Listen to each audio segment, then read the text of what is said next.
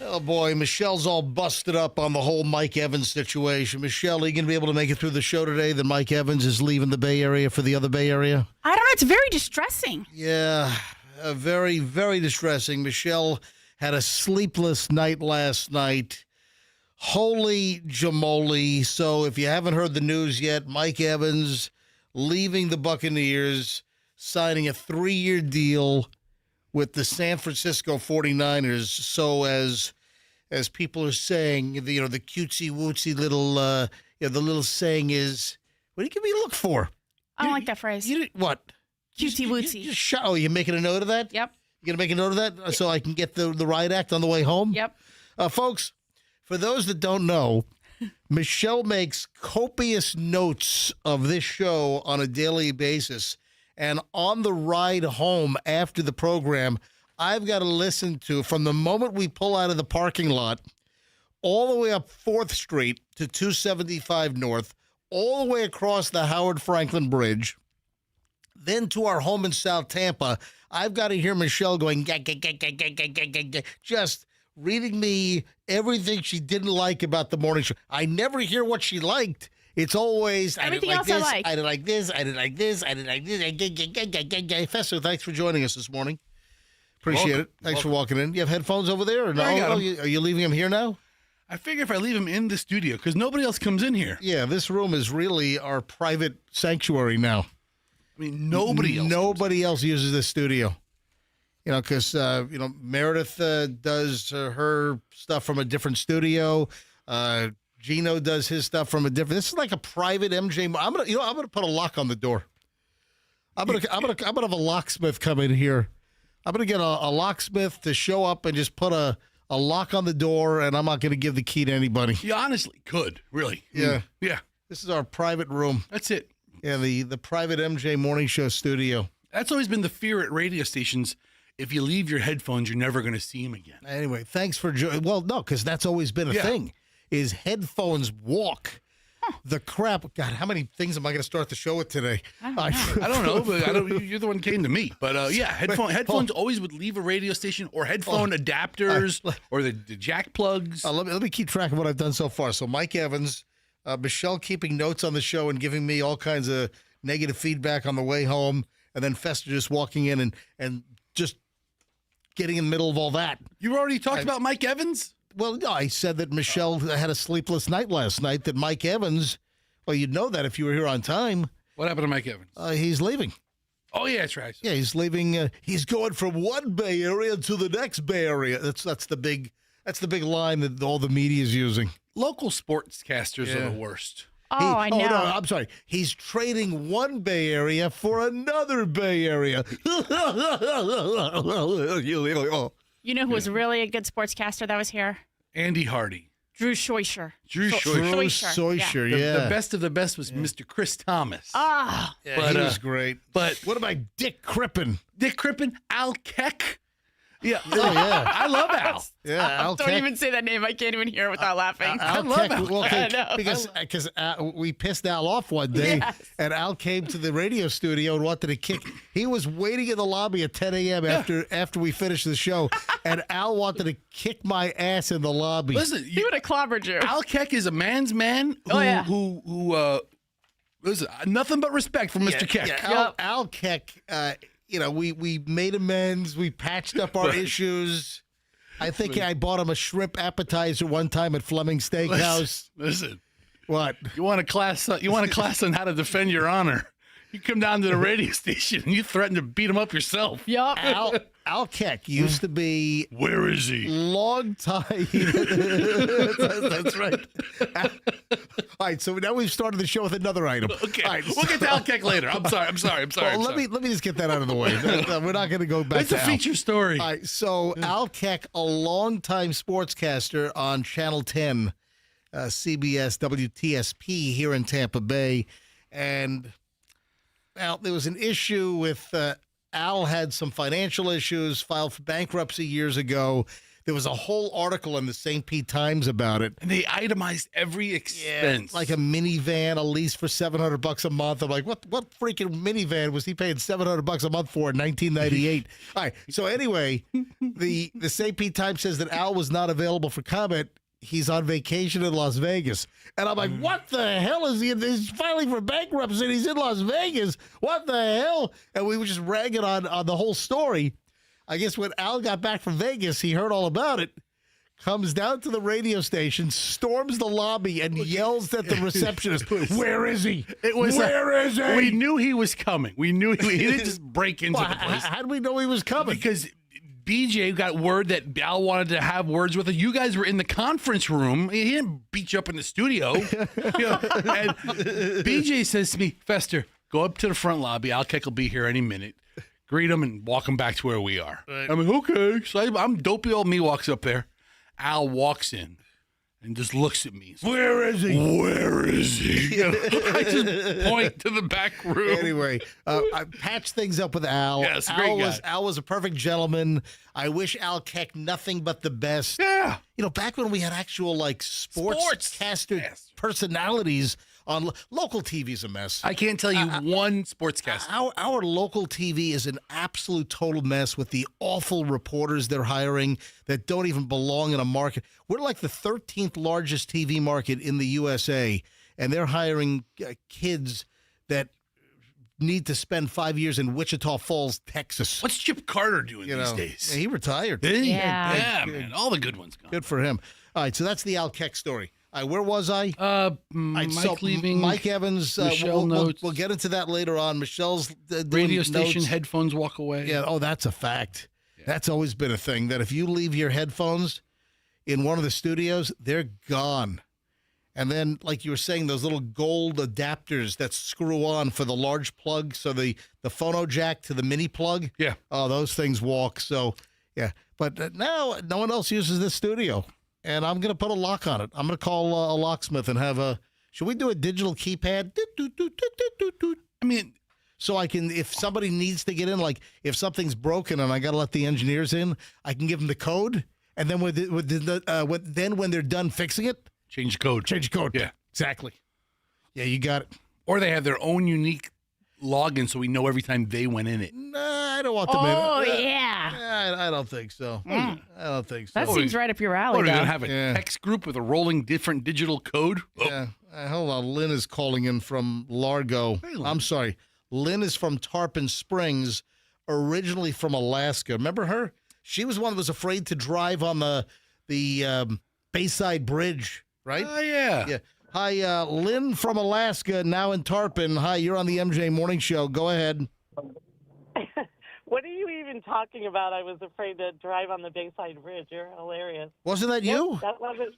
So we had it. No, I'm your Alaska girl. I'm the CDL driver. Yeah. I'm not afraid to drive anywhere. Yeah. All right, who? We had a caller. We talked a lot. That I conflated and I confused because I thought we had a caller that I thought was you that was afraid to drive on the Bayside Bridge. I think that caller's name was also Lynn, but not that's funny. Alaska Okay. Lynn. I didn't hear her, but that's hilarious. No, I'm your Alaska girl. I listen to you every day. I love you guys. No, I'm just sharing something. I was chuckling because of your little story this morning about Michelle berating you on the way home. So my husband has a saying, if I do something that, I probably, shouldn't have done or whatever, he always says to me, that's on you. So, MJ, that's on you. You wanted Michelle in the studio. You hired her. She's got a lawyer brain, lawyer mind, lawyer everything. She's smart. She's amazing. That's like cop shocks, cop tires, cop motor. It's the model made before regular gas, or a model made before catalytic converter, so it runs good on regular gas. She runs great on regular gas. Yeah. All right, I got you. All right, so Lynn, it's on me, is what you're saying. So if I don't want to be criticized, I should just kick Michelle off the show. Well, I wanted to call in that one day that everybody was like, there were people saying, like you had a whole conversation about should Michelle be here? She's not being paid, blah, blah, blah. She is pretty amazing. Like she does keep you guys in check and safe. And so, yeah, she should be being paid, but You Well, know, thank you, Alaska Lynn. That's on her. Right. Yeah, Well, that's on me. Thank you, Lynn. You have That's a great on day. her. Thanks for checking in. It's on her. You too, you guys. Have a beautiful day. You long. too. Oh, isn't that lovely? What a crowded first segment of the show. Wow. I don't want to run too late here. Traffic's on. MJ Morning Show. Let's get into the meat. Let's get organized. Next, the early schizophrenia is over. Pretty good start to our morning commute.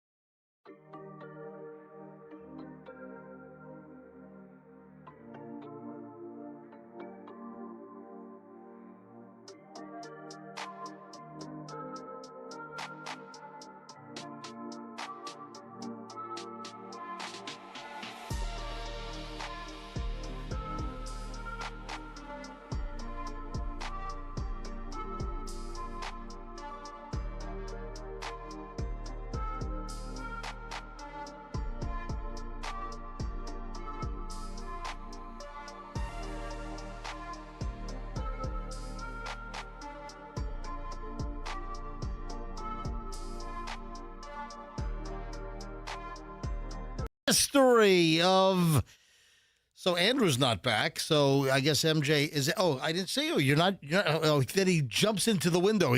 So Andrew's got to be back to turn MJ TV back on once we get back from a commercial break.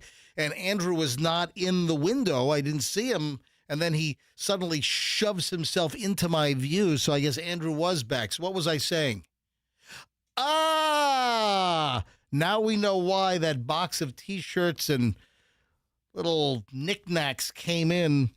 The 5X shirt, we have an explanation for Fester. We'll get to that coming up in just a bit. Oh, Fester, You always love a good racket and scam. I'm always interested. Oh man, I got a racket scam story for you. I saw this. I'm like, oh my God, that's terrible. But I'll listen. But it's genius. It's awful, but it's genius. It's terrible. Terrible. Hang on, I'll explain in just a minute. Michelle made me aware on the way in today. I don't know what the hell she was reading from. Well, first of all, Michelle knows, and I think most of our listeners know, and well, Fester, you know, I really do not care for those national days. You know, the calendar of days, and, you know, today is national this day, national that day. And typically, there's a deep bench. There's like 5 things that there are too many things to have just one day a year represent that one item for national, butt kisser day. Well, I mean, whatever it is. So Michelle makes me aware this morning, Fester, that today is National Ranch Dressing Day. Oh. Oh, God, I can't think. That is the word for me. I know. I understand that different strokes, different folks. I get it. But for me, ranch dressing is the worst. I despise ranch dressing. I tend to be more of a tangy, non-creamy dressing person when it comes to salads. I like vinaigrettes. Okay, yeah, do they have a National Vinaigrette Day? I don't care. I wouldn't even talk about that. I don't care. You know what? And Michelle found me a great vinaigrette. Was it Aunt Peggy's? Michelle found me Aunt Peggy's vinaigrette dressing recipe. Hey, see if it's online, Fester. Hurry up. Okay. Type into Google Aunt Peggy's vinaigrette recipe. I'll give you $1,000 if you know how to spell vinaigrette. Peggy. You have no idea. I don't need to know how to spell it. Aunt Peggy's. Peggy. It's not Aunt Perry. It's not Perry. It's Peggy. P-E-G-G. Yeah, the R's right next to the G. Aunt Peggy vinaigrette. Vinaigrette. G-R-E-T-T-E. Not even spelled correctly. Recipe. AI will fix it. I don't need to. I don't need to know how to spell anything.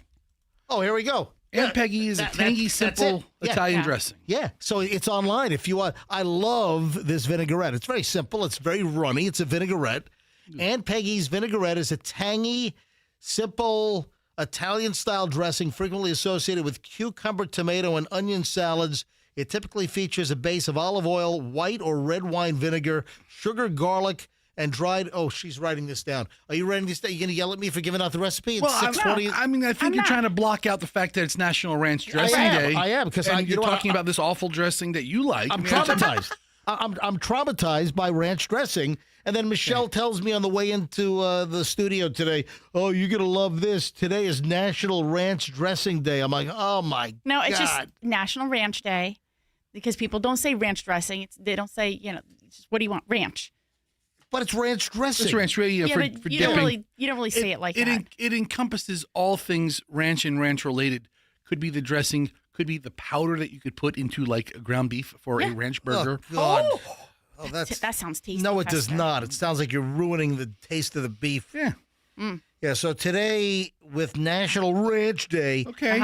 30% of people love ranch dressing, 35% just like it, 8% hate it. Only 8%. Yes. So I'm in the hate 8 group. Yep. I'm all haterated up good. you get MG an 8%er patch. 16% of people say they carry ranch dressing with them. What? They bring their own ranch? Do you have a preference on your ranch, Fester? You know what? I'm not a ranch. I mean, I'm not morally opposed to ranch like this guy, but I'm a much bigger Thousand Island fan. There's a Hidden Valley Ranch party in my mouth. Oh, no. The Hidden Valley Ranch party in my mouth. Write that down for your... There's a Hidden Ranch party in my mouth. All right. That was one of the funniest SNL skits of all time, though. I will say that. That's fantastic! That's fantastic! That's fantastic! Fantastic! There's a Hidden Valley Ranch party in my mouth. Yeah, fantastic. Ranch consistently ranks as the most popular salad dressing in the United States. God, I mean, how did that happen? Because didn't it just kind of come about like in the 70s or something? I don't know. I feel like that's when I first started seeing commercials for it when I was a kid. Like, oh, what is this Hidden Valley Ranch? You said they make the little packet. Like I said, I don't go for the creamier dressings. The only creamy dressing that I will go for is a Caesar. a good Caesar. And then what are my requirements with a Caesar, Michelle? Real anchovies. No. Ooh, no. Absolutely. Okay, Michelle, you can't taste the anchovies in a real Caesar. Well, apparently not, because I eat Caesar all the time with you. So Michelle, seriously, what is my issue though with Caesar? I like a Caesar salad, but you like it light. You don't like the dressing so heavy. Yeah, but you don't like any dressing so heavy. oh my God, that pisses me off. Yeah. When I go to a restaurant and they slather the freaking Caesar salad dressing on the lettuce, that's like spackle. It's like, why did you spackle my salad? But back to the ranch. Yes. We have a friend who's in the restaurant business. Hang on. Meanwhile, back on the ranch. Something I didn't know about ranch. Our friend who's in the restaurant business said that in Texas, I think his words were literally, the food is so bad that they put ranch on everything, like including pizza. And I was like, what? I was just about to bring that up. People that dip their pizza in ranch dressing, I want to take a pen and give them an involuntary tracheotomy. All right. So do not put ranch dressing. People that dip, and doesn't one of the chains like Papa John's or something or Pizza, don't they give little cups of ranch dressing if you want them? Or I think they give I think Papa John's comes like melted butter or melted Oleo. God. All right, so Yes. dressing. This is March, the month of March. It is the month of March. Last month Yes. was February. Yes. Thank you. Thanks for pointing that out. It was Black History Month. Yes. Oh, I thought you were going to say it was sexy month. Okay. No. February is Black History Black History Month. Month. Yes. My daughter had a project to write a report on black inventors or people in history. Wait a sec. A black guy invented ranch dressing? And on the list of, I typed in, let's look for some, black investors. I mean, I know, a bunch of the ones at the top of the list. But let's do a little Eli Whitney. Eli Whitney's on the list. The Booker T. Washington. Right. George Washington Carver. And his name comes up, Steve Henson, who I've never heard of him before. Steve Henson. Yeah. Steve Henson was the inventor of Hidden Valley Ranch dressing in the 1950s while working in Alaska as a plumber to feed his crew. It was something that his wife came up with, or he and his wife invented together, and that has grown and developed into the ranch dressing we know today. Hold on. So on the AI overview on Google's, did you say Hansen? It's Henson. I said Henson. He said Henson. I said Henson. Steve Henson, a plumber turned contractor, invented Hidden Valley Ranch dressing in the early 1950s while working in Alaska. He and his wife, Gail, later perfected the buttermilk herb and spice recipe and served it at their Hidden Valley Ranch, a dude ranch in Santa Barbara, California, which opened in 1954. Holy bejeebus. So I had no idea. Hidden Valley Ranch was a real ranch in Santa Barbara, California. Wow, did he run around saying... There's a Hidden Valley Ranch party in my mouth. No, but his wife did. That's his wife right there. There's a Hidden Valley Ranch party in my mouth. That's unbelievable. So- Look at that Fester pulling some fact out of his giant rectum. Steve Henson was a finalist You know what? It's for the report. Oh, that's a new bit. Fester's Rectum Fact Day. Listen, I'll give you a close-up view. I'll show you exactly Fester's where they come Rectum from. Fact. So, all right. I don't know. But I thought this was an interesting tidbit for National Ranch Day. There you go. Look Or at also for Thank Black you. History Month. So for students at home who are writing right now, make a note for next year when you have to do your report. If you don't have your Black History Month report in by now, it's late, kids, okay? They can save it for next year. Save it for next year. For instance, vegetable platters. When they have the broccoli, the cauliflower, Yes. the carrot sticks, and then in the middle, the big bowl of ranch. Yeah. Ugh. It's always ranch. Oh, it's always plain for me. I'll eat the vegetables. I'm not dipping it in that white looking. Ugh. All right. Anyway, so screw National Ranch Day. And screw you, Steve Henson. No, The the inventor inventor- seems like a fine man. Yes. The inventor. Great work, and he invented a dressing that Americans love, was the most popular dressing in the country. And there really was a Hidden Valley Ranch. There was a Hidden Valley Ranch in Santa Barbara, California, that it was named after. Sounds like some made-up name from some madman ad agency with Don Draper. It really did. That's why, I mean, I'm fascinated by this. I hope he received his proper, financial dues for this invention and I mean, it's nationwide how popular it is. Wow. All right. Anyway, we're just getting rolling here, folks. Oh, I didn't get to the big scam story. I got to get to the big scam story. I'll probably do that at 7 o'clock because I've got morons in the news next. Great, delicious, much better than ranch dressing. Yeah, tasty pile of morons next here on the MJ Morning Show. So please stand by. Garage door problem? Get a hold of my friends at Banco Doors. BancoDoors.com, the best garage door company around. First of all, would you like to get a new garage door opener, state of the art, app connected? You got the app on your phone. You get to see if the door is open, closed. If you're anywhere on the planet and you left your garage door open, you can hit a button on your phone on the app to shut your garage door. You'll see video of it happening. You'll see who's coming and going. That's the LiftMaster 6690. And right now, during March, oh, this is mad. During March, score $75 off the LiftMaster 6690 until the last tip. So this is the brand new version. It's an amazing garage door opener, and it's from LiftMaster and Banco. Also, triple play. Save $250 on a Clopay double garage door and $125 off a single garage door, and purchase any LiftMaster garage door opener and score a free wireless keypad. All kinds of great things with Banco this month. If a spring breaks, if you have any service issue, it's BancoDoors.com. BancoDoors.com. Bank on Banco. Tell them MJ sent you. Now, you need a lawyer. Why? Because someone smashed into you. You need a lawyer because some clod.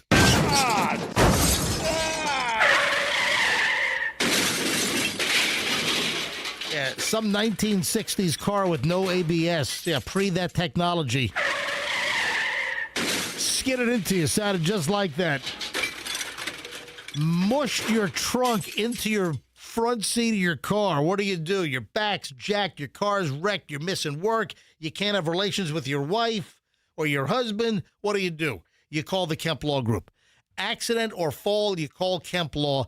They are expert investigators. They preserve the evidence. They get you the maximum settlement.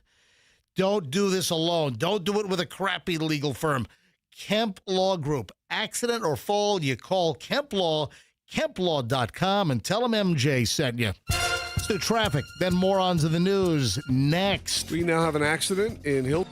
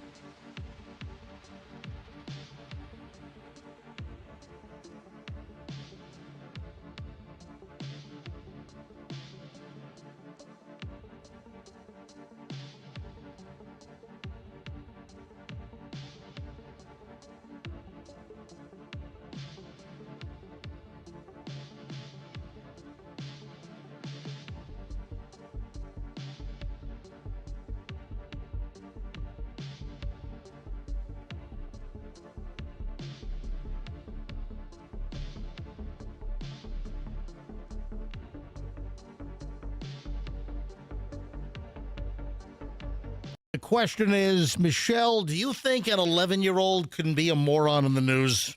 I think it's quite possible. Well, that is the correct answer. 11-year-old arrested for second time after threatening to shoot 7 Florida teachers. What the hell? This kid's off to a hell of a start at 11 years old. What's going on at home, man? Yeah. Yeah, you know what? Starts at home. I mean, really, it's one thing to have a rough kid. Might be some bad parenting. What do you think? Volusia County, 11-year-old boy arrested late last week for the second time for making a written threat to kill, according to Mike Chitwood, who is the sheriff over in Volusia County.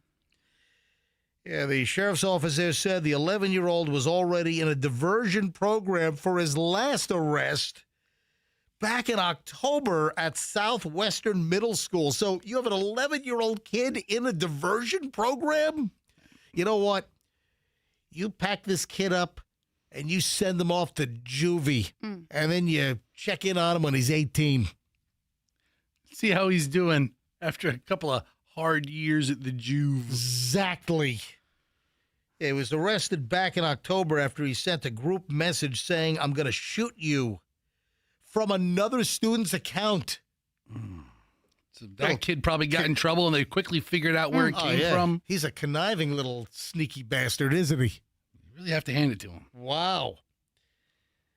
Yeah, so arrested back in October. The sheriff said, "I know some want to make excuses and coddle the select few who choose to make threats. You can pat them on the head and tell them everything's going to be all right. My job is to look out for everybody else." Yeah, he's another one of those no-nonsense sheriffs, that Chitwood over on the other side of the state. I mean, I think he's a poor man's Grady Judd.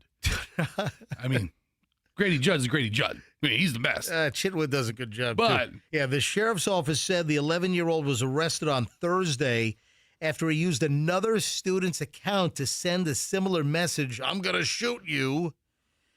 He sent the message to 7 teachers at DeLand Middle School. there's no room for that. Come What on, a man. little punk.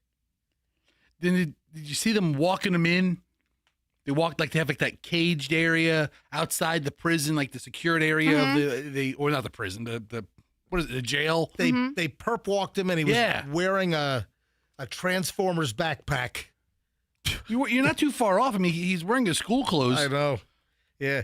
So video shows a deputy walking the child into the detention center and securing handcuffs.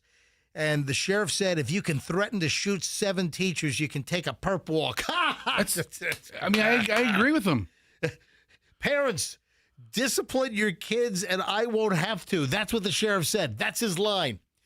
Quote, parents, discipline your kidlets so I don't have to. I mean, here he is being arrested, and he has the DeLand school mascot on his shirt, the DeLand Bulldogs. Yeah. And then there's another picture of him walking into or standing or pacing in like a holding cell. Good for him. Yeah, so this kid is probably going to be dead by 27, 25. Listen, maybe he gets in a little better situation and his whole life turns around. I don't know. I'm not giving up on him at 11, but Well, he needs a little help. hey, if it were a girl, I would have said that she's wearing a Hello Kitty backpack, right? And that takes us to our next item here in Morons of the News. Florida traffic stop right up in Spring Hill. Traffic stop became a drug bust. Hernando County Sheriff's Office says an orange pickup truck with a broken left taillight caused a traffic stop to be affected. The truck was stopped on Mariner Boulevard up in beautiful downtown Spring Hill. The driver, Raymond Allers, 43, and the passenger, Tyler Humphrey, 37, were inside. They called in the canine unit for a little exterior sniff.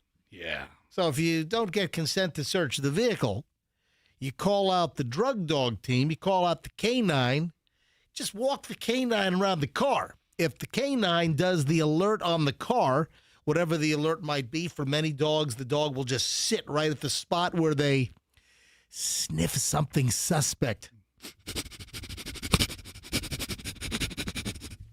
All right. That's my dog sniffing. I know what it is. Yeah, that wasn't a sound effect. That was live. That was like real Foley sound effects right there. So the dog hits on the vehicle, meaning the dog signaled that, yep, something's inside the car. Yeah, so deputies say that Allers exited the vehicle. A bag that he was holding was left on the driver's seat. The canine quickly alerted to the bag, indicating the presence of narcotics inside the truck. He said, oh, bleep. Yeah, after the deputies searched, the Hernando County Sheriff's Office says they found a bag containing 2 grams of methamphetamine. Additionally, deputies found 2 glass meth pipes, loaded syringe containing methamphetamine inside a Hello Kitty themed pouch. They're never going to look in the Hello Kitty bag. Oh, how dare you. Such an innocent thing. Hello Kitty. Oh, she's not that innocent. Got syringes and She is. Oh, what do you think? She's all drugged up? Listen, Think Hello Kitty's a big, like a street walking hooker to get drug money? I'm just saying she has a double life. So she does. She does not. Anyway, deputies then searched the truck further, found a firearm that Allers stated belonged to his brother. He also admitted to owning a Hello Kitty wallet found inside the truck. Man, he's a big Hello Kitty fan. Yeah. When you're into it, dude, you're diehard. So You he got everything claims, Hello Kitty. he says the wallet was his. The Hello Kitty wallet was his, but the matching Hello Kitty pouch was not his. No. Yeah, they were arrested.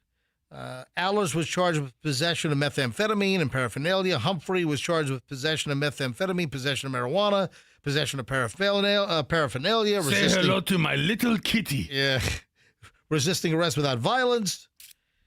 Hernando County Sheriff's Office says this is a clear example of how traffic enforcement combined with trained canine partners. All right, Hillsborough or and Hernando attempt to- County. Can I finish? Well, I love how these cops.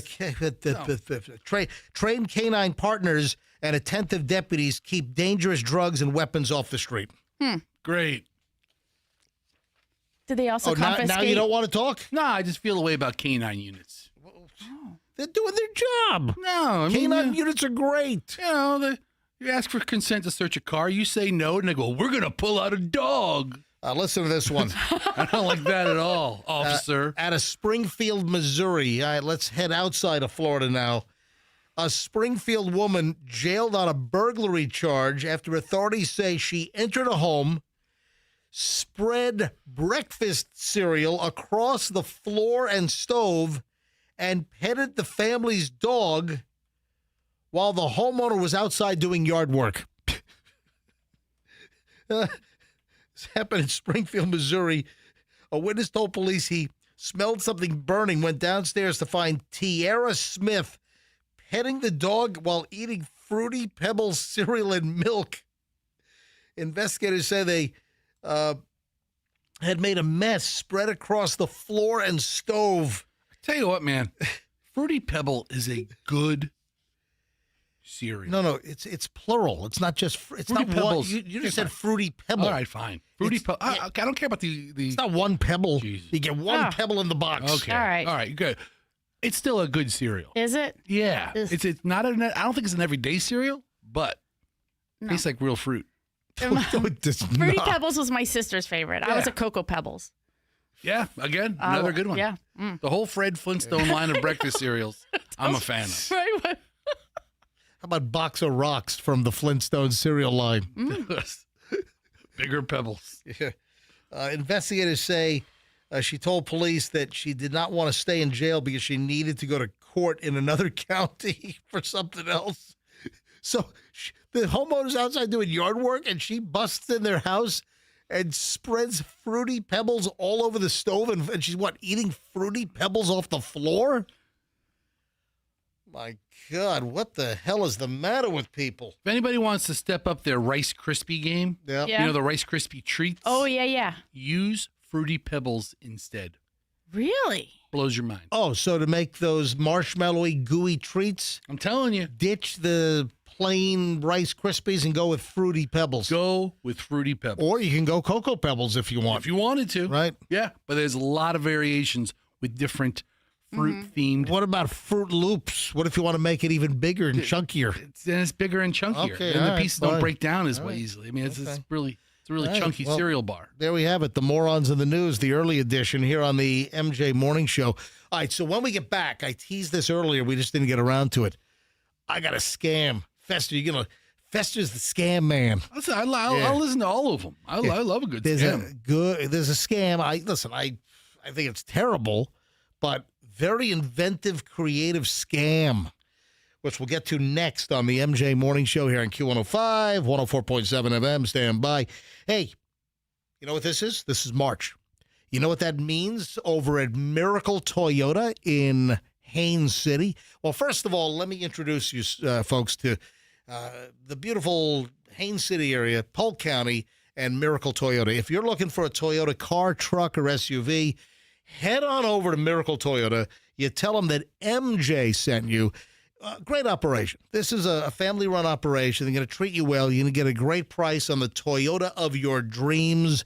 They have an excellent service department, and there's always something great going on at Miracle Toyota. If you're in Polk County or any surrounding county, you go to Miracle Toyota in Haines City, and you tell them that MJ from the MJ Morning Show sent you in. So what's going on? How about Gray Bull Appreciation Month? So the Miracle Toyota folks, as well as Genesis at Tampa, same owners, have a great relationship with Gray Bull Rescue. They've already rescued over 300 Americans out of the Middle East right now with the conflict. And any Toyota that you buy this month, a portion of the proceeds will go to benefit Gray Bull Rescue, which is all supported by people like you. It's a nonprofit, 501c3. So it's Miracle Toyota, folks. It's in Haines City. And tell them that MJ sent you. When you make a move, the last thing you want is smashed up, broken, gouged, ruined furniture, ripped fabric on your couches. I mean, there are some moving nightmare folks out there, stories that'll let me try that again. Let me juxtapose my words. There are some absolute nightmare moving stories out there, and I'm going to tell you right now, you're not going to have these with two college brothers. So when it comes to movers, you've got the others, then you have two college brothers. That's who you want. Get a straightforward, solid move with highly trained and background checked individuals. Get a quote that is good and they're going to stick to and not make it a moving target by jacking up your price like some other movers will do mid-move or hold your stuff hostage on the truck. If you want a smooth move, it's twocollegebrothers.com. Remember, you got to have the brothers. Twocollegebrothers.com. Mention me, MJ. Get free moving boxes. Two College Brothers is the smartest move you'll ever make. Traffic's on. MJ Morning Show. Big scam story. Next. We have an accident on the...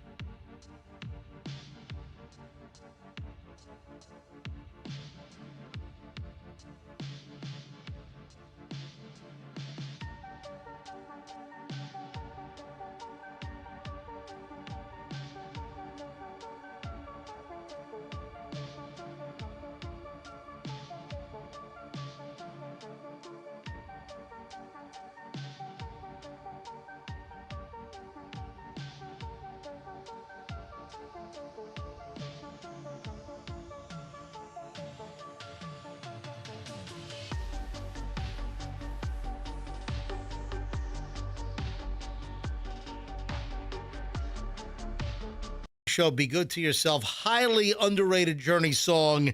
And this has also brought up a little dilemma in the house because while that cute Filipino guy is really, really, really, really talented, it's just not Journey without Steve Perry. I'm sorry. And Michelle wants to go see Journey because is this their like farewell tour or whatever? I'm sure it is. I mean, it's never going to be Journey again. Then you have to chalk up in your head that Journey's dead. It is. Yeah. Okay. Without Steve Perry, Journey. Now, granted, the Filipino dude. Okay, you shouldn't be focused on that. Is remarkable, but if I'm going to see Journey, I got to have Steve Perry singing and not really talented Filipino guy. Did you feel a way about Van Halen? Right. Like when Yes, David Lee Roth was there compared to exactly. So Van Halen, I tolerated it a bit. But You tolerated what? Van Halen was never Van Halen again without David Lee Roth as the lead singer. And I like Sammy Hagar. I'll tell you this. Yes.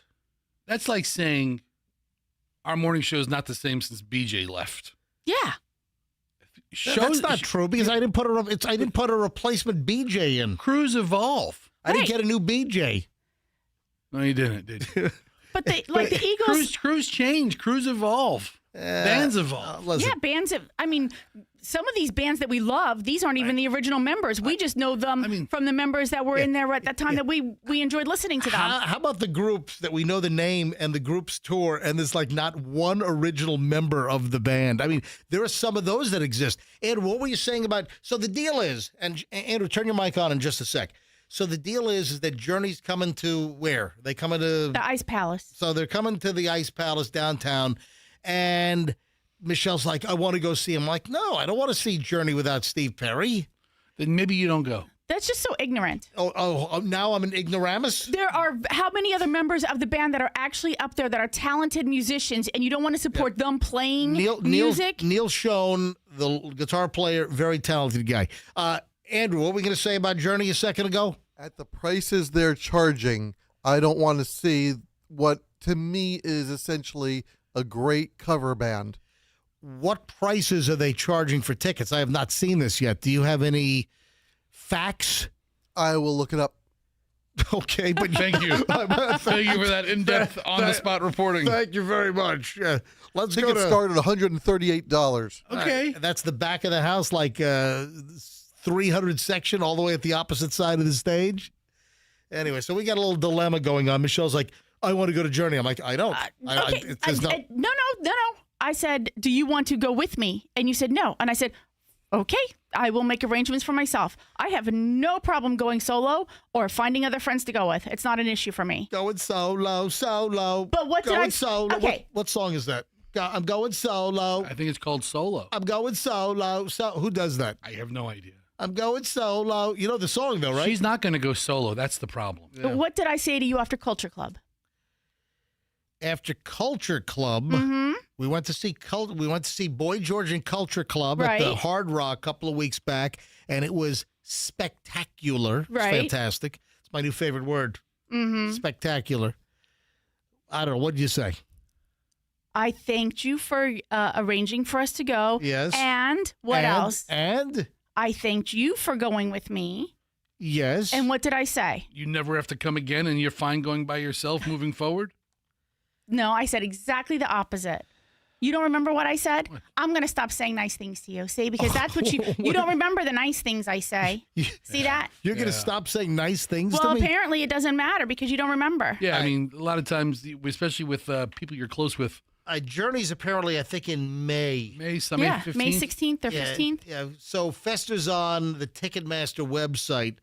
Yeah, how much are tickets? So if the cheapest seats are $128 or something, there you go. Journey is May 15th at the Ice Palace. Okay, so this is when we want fine tickets. Fine tickets. Let me see how much these things are. It's loading up.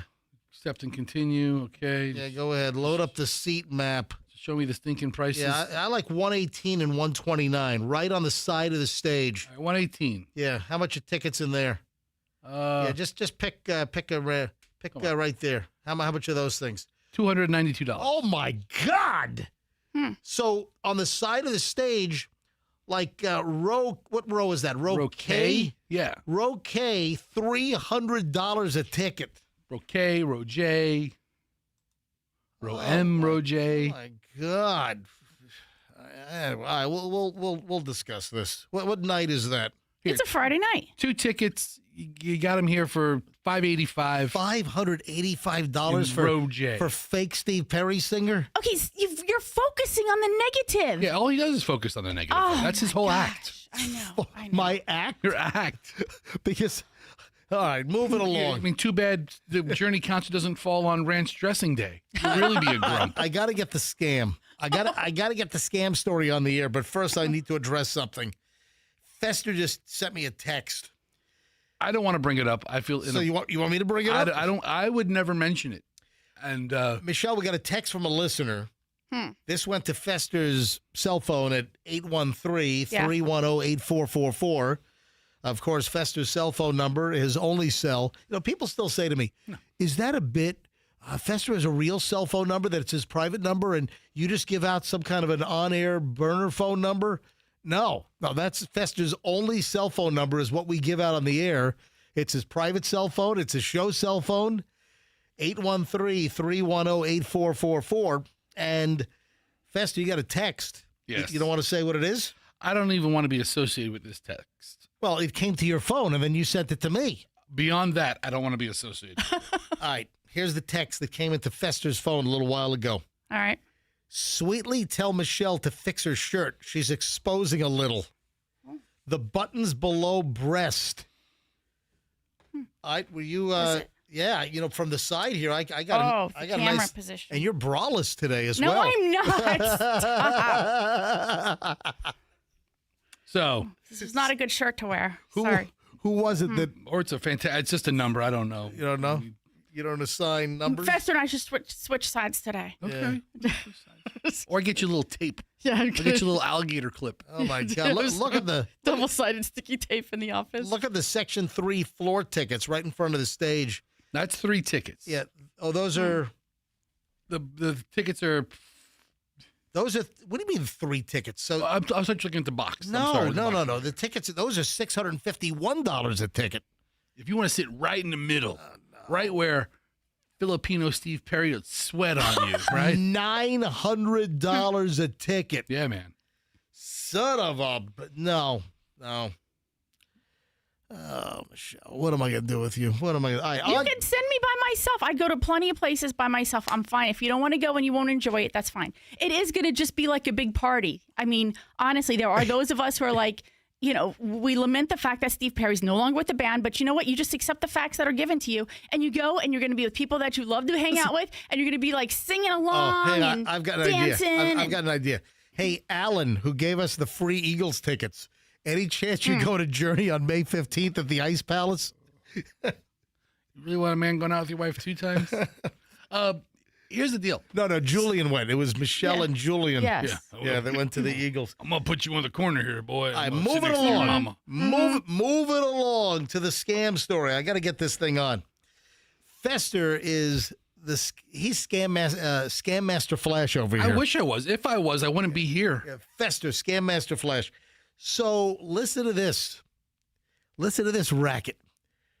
Some scamsters, they have like a fake erroneous medical paper that they put out online and they fake publish, and then they put legitimate doctors and professors' names on the bogus paper that is garbage. What? Embarrassing. And then they charge you money to remove your name from the fake published paper online. Oh, God. That's like diabolical because it really just messes up that Your whole physician's- CV and everything. Yes, Yeah. his credibility. That's the word, credibility. Oh, So a journal put Laertes Economou's name on a paper that he never wrote, and now they want $750 to remove his name from the fake paper that makes him look like a complete incompetent nincompoop, which he's not. So this dude, Laertes Economou, is an associate professor at the Department of Oral Biology at the University of Buffalo up in New York. I mean, is that a racket?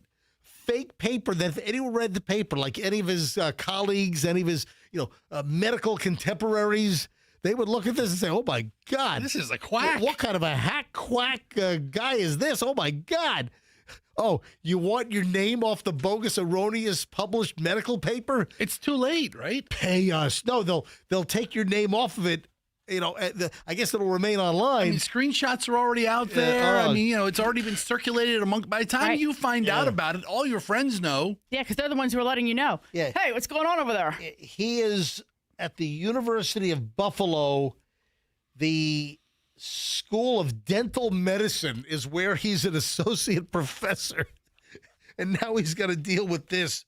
So he found his name attached to a commentary on some erroneous paper in the Journal of Carcinogenesis and Mutagenesis, published by Walsh Medical Media. He'd never seen the paper, never wrote the paper. The paper's got all kinds of problems, apparently. And when he contacted them, they said, oh, yeah, $750, and we'll take your name off the paper online.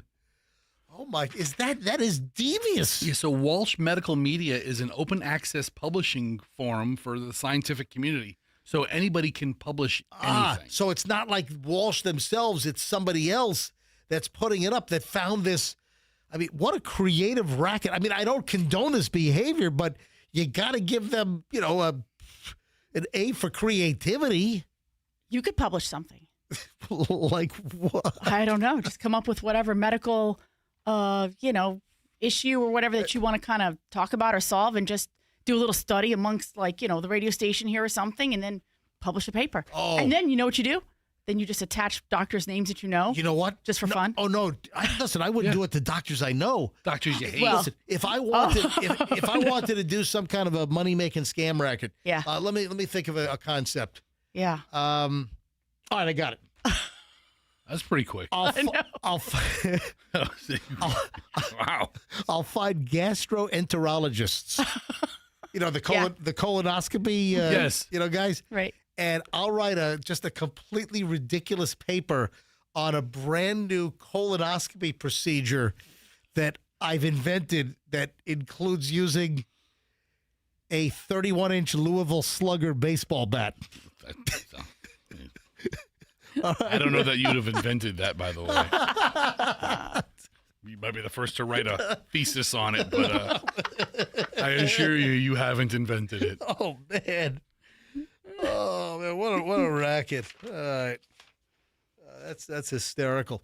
Hey, you want to tell me about this Cajun Fester thing on the air instead of on a phone call? What's wrong with you? How do you not come in yesterday and say, hey, man, the RV place had me at an Ocala RV show, and we went out to dinner to a Cajun restaurant, and I did the Cajun voice the entire dinner, and nobody knew. None of at it the was restaurant. planned. None of it was planned. I I found myself out of town this last week. Let's put the story together.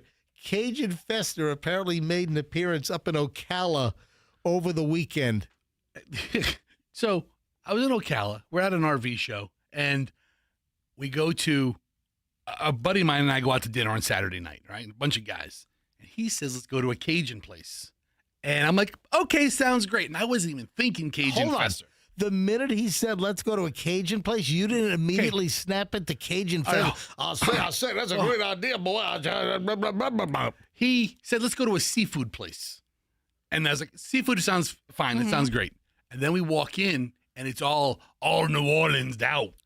Everything there they had the beads on the wall. They had pictures of beads on the wall. Everything was purple and gold and green. Did they have some voodoo stuff? They had all kinds of good stuff here. I think they had a little alligator trap on the wall. What? They had all kinds of very, very authentic Louisiana Cajun cooking here.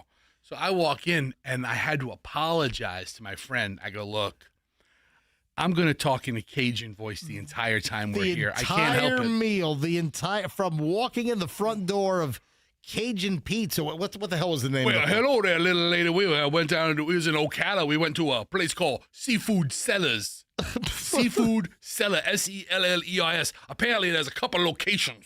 Seafood Cellars? They're in Ocala, they're in Crystal River. All right. So you walk in and immediately I had to apologize to my friend. in the parking lot. I think I didn't know what to expect until I walked in.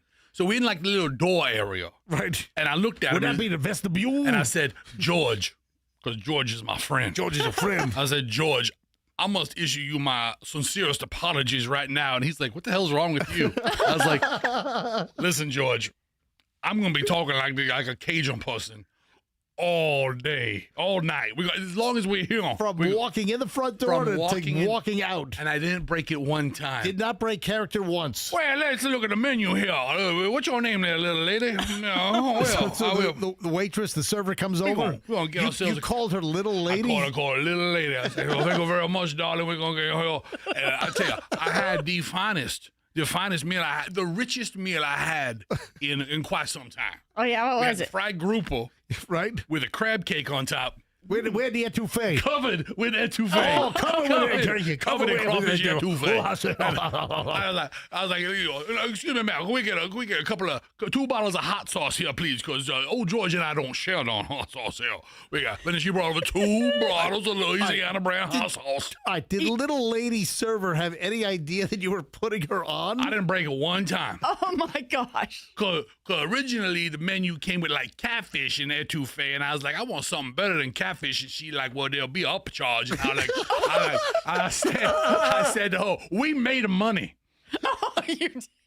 Money, no object around here. My grandpappy struck it rich with oil down in the bayou. Listen, one grandpappy on the oil, the other grandpappy, he's still clocking alligators down there in the swamp. Yeah, he got a still too. Yeah. He got a big old still going down there. I say, boy. And George is a very nice guy. Can Yeah. George, your buddy from the RV place, can he keep a straight face? George turned into like a sling blade grunting character. So Wait a minute, so then he's doing. What's going on? I mean, I don't know if you want to. You probably give George a call. George, he was fascinated, and he's like, "I've never had a meal like this before in my life." I was like, "Well, you just sit down there, little young boy. You buckle up." Well, we're about to go down here. But we went over the whole menu with the waitress. Oh, my gosh. Tell me about your gumbo here. What kind of roux you got? You use here. Oh, so you guys were just entertaining yourselves? I and- was. gosh. And then there are people around us because I'm not talking low. Oh, you're talking No. loud. And I'm talking, I'm talking going out festa type language, So I'm really causing a ruckus. But with the whole time we're there, I'm thinking this might be something I can market. You pay a couple of dollars, you go to dinner with Festa. I'm talking like over old Cajun Festa the whole time. You should put on Cameo. I should. You know what? That'd be quite the treat. Yeah. But we had have Cajun Fest to do a personal message for you for $15 on Cameo. $15. You don't hear about Cameo much anymore. Did that fall off? It fell off for all the guys who must be B, C, and D. All right. 7:20 at the MJ Morning Show. When we get back, we start over an hour and 20 minutes of nonstop MJ. We have an AirTag. We have a creepy AirTag follow-up story involving a listener. We did an AirTag story, I don't know, like 10 days ago, a week ago, whatever it was. And I got an email from a listener. Hey, MJ, I got to tell you my AirTag story. We'll get to that coming up. We're loaded. Folks, do not move. We have so much crap that's going to roll out in the next hour and 20 minutes plus. Your head's going to spin in minutes here on the MJ Morning Show on Q105, 104.7 FM. Veterans Ford has Truck Month extended into March. You want a truck? You're in luck. There is not a better time to pick up a Ford pickup truck right now. Which one you want? Which type of Ford truck you want? You want an F-150, 250 Super Duty? You want one of the 800 horsepower special, monster truck versions they have? Listen, right now, some of the financing offers are stupendous. How about 84 months at 4.9%? 84 months. Holy moly. How about $3,000 cash back? Fester, how you liking that brand new F-150 that you got from Veterans Ford before Christmas? Boy, let me tell you what, it's a fantastic. You know how many gators I can put in the back of that truck? Yeah, how many gators fit in the back of your Veterans Ford F-150? Quite a few. Yeah, I'm sure Quite they a do. few. Folks, right now, Veterans Ford. Hit Veterans Ford, whether you want a car, truck, or SUV, nothing beats a Veterans Ford deal when you mention me, MJ. That's right. This is important. You walk into Veterans Ford, you tell them you're an MJ Morning Show listener, you want the MJ deal. No other Ford dealer in town will beat the Veterans Ford price. Veterans Ford, Line Bar, and the Veterans Expressway. Tell them that MJ sent you. Zero Res has an awesome, incredible offer for March. So Zero Res, as you know, the best carpet cleaning company around. Why? Because of their process, because of their people. It's the whole kit and caboodle. The deal is they use ZR water. It's a patented electrolyzed water process. They don't use the chemicals, the soaps, the shampoos that the other companies use. The other carpet companies leave a residue. The residue attracts dirt faster. Zero Res uses a process that's patented. It's called ZR water, electrolyzed water. Your carpets get cleaner and they stay cleaner longer. And right now for March, get 3 rooms of carpet clean for just $109. Mention me, MJ. Then they'll do a hallway for free. So a free hallway, 3 rooms of carpet for $109. This is the best deal in ages to get your carpets cleaned. ZeroResTampaBay.com. You got to tell them MJ sent you.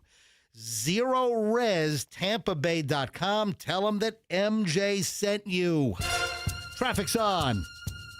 We start an hour, 20 minutes, nonstop MJ. Next. We have an accident.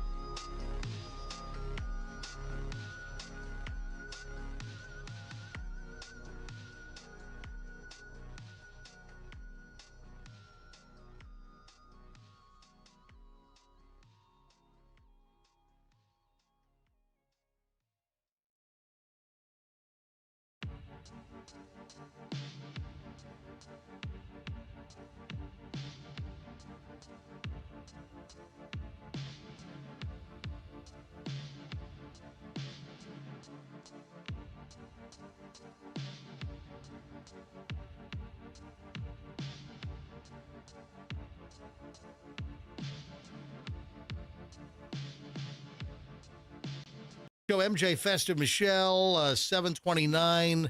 What are you guys scrambling for? What? We're not scrambling. You're sitting here talking about the music. All right, and then Michelle's like wrenching her body, reaching for something, then hands you a spoon? Yes.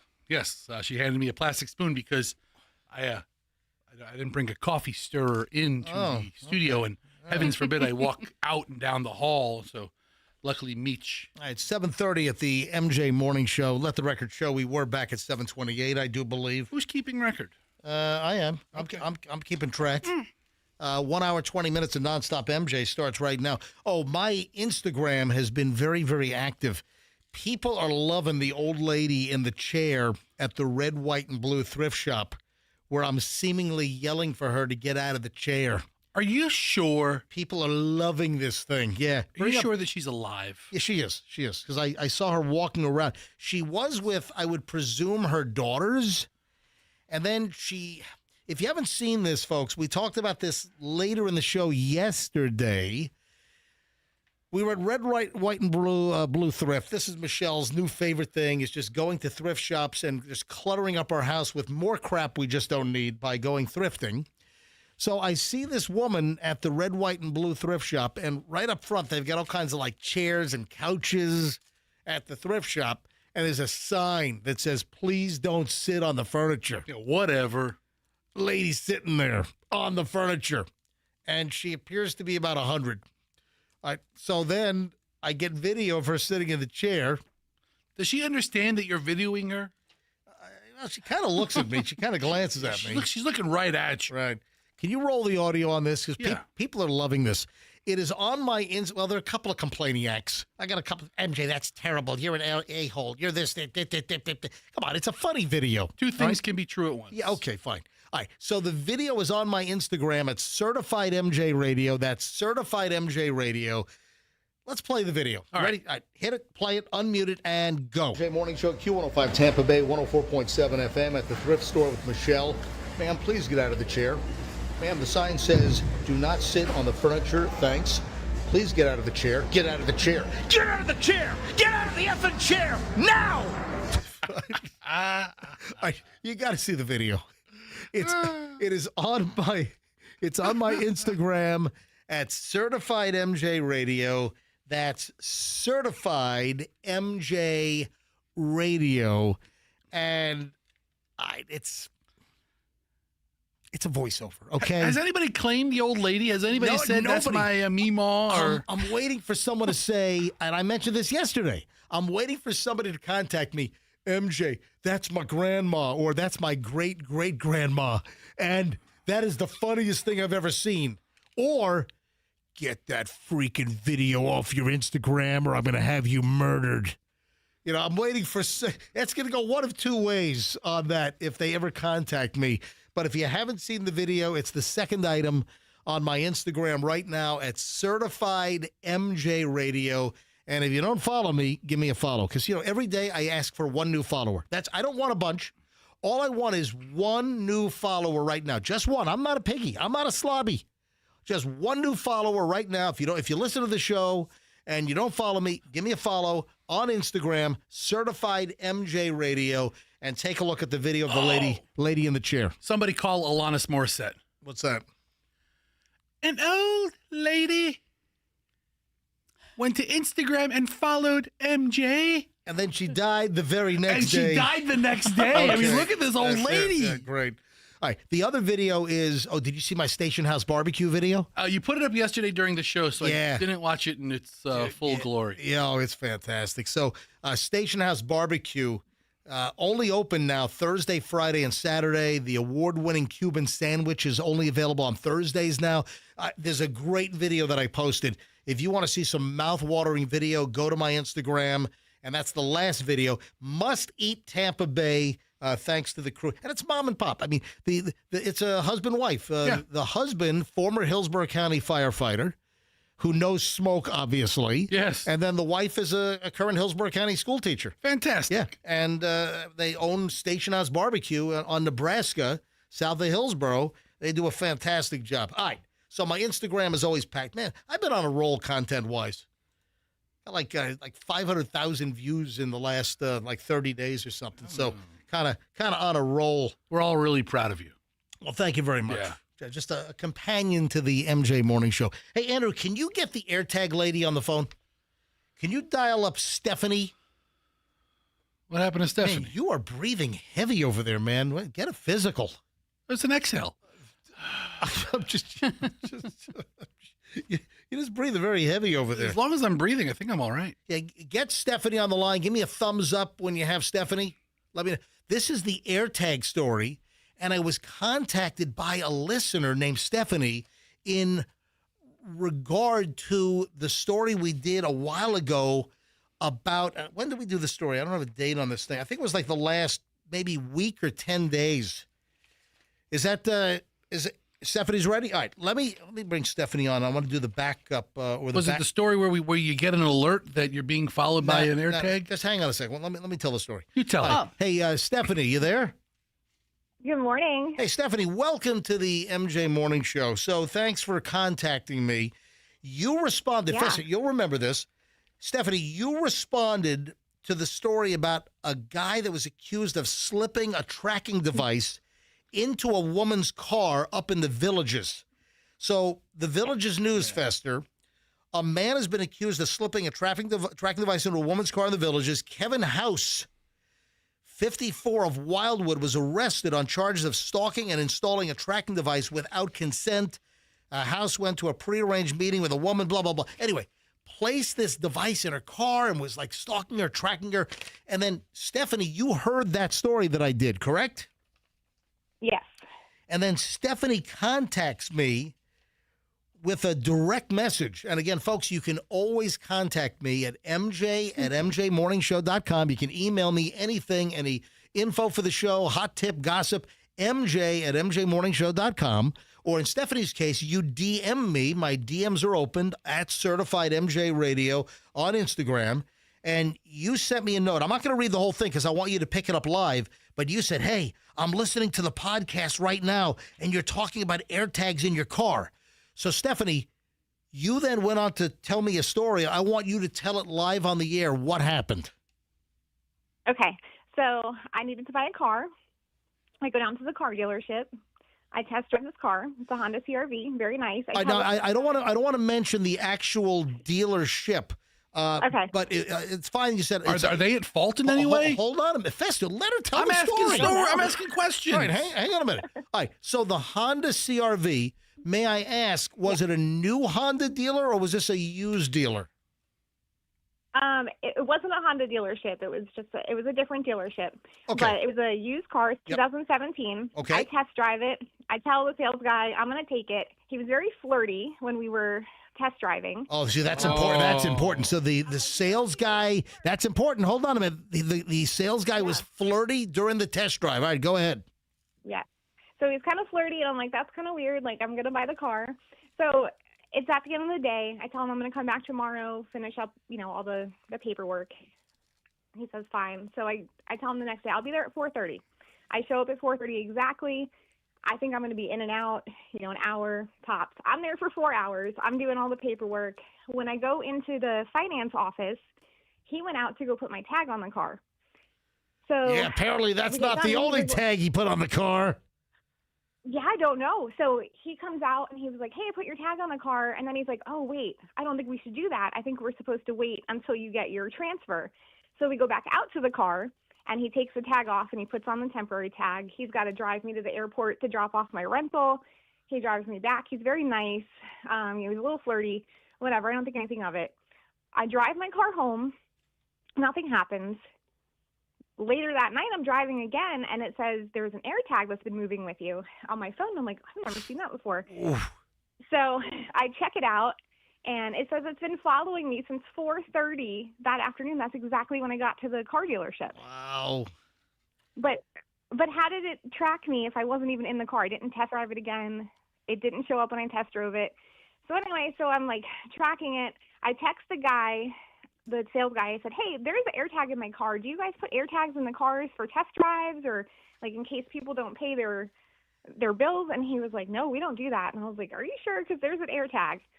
So the next night, it's still tracking me. Oh. I find it hidden way underneath the spare tire. All right, stop for a second. So you knew there was an AirTag in the car. Now, I'm not an iPhone user. Michelle's not an iPhone user. My kids have the iPhones. We use Google Pixel Androids. So is this a feature you have to turn on, or any iPhone will tell you if an AirTag is tracking you? Yeah, I think it's a safety feature they started because people were getting tracked without knowing. So now it tells you, hey, there's an unknown device. Do you know this AirTag?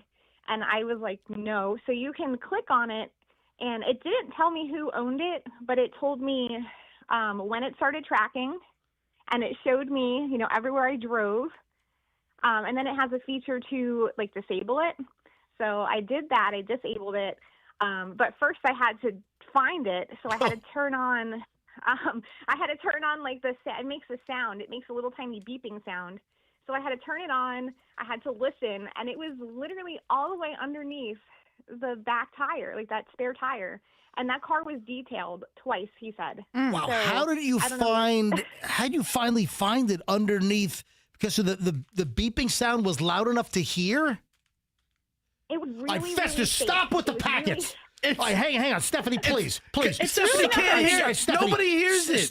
Fester, Nobody hears it. MJ and I are having this whole off-air conversation about noise that I'm making with my... Fester is opening up Splenda packages. Yeah. He's cutting open cracker packages. I got the creamer. Every creamer, he's sitting there. Stop with it. You're making all this racket over there. Knock it off. It's not that nobody else hears it. It's just you. All right, so you finally hear the beeping noise, and you track the beeper to the AirTag hidden under the spare tire in the back, tailgate in the back of the Honda CR-V? Yep, all the way underneath the spare tire, hidden under there. So I don't know if the sales guy put it in there, the detailers put it in there, or if it was from the previous owner.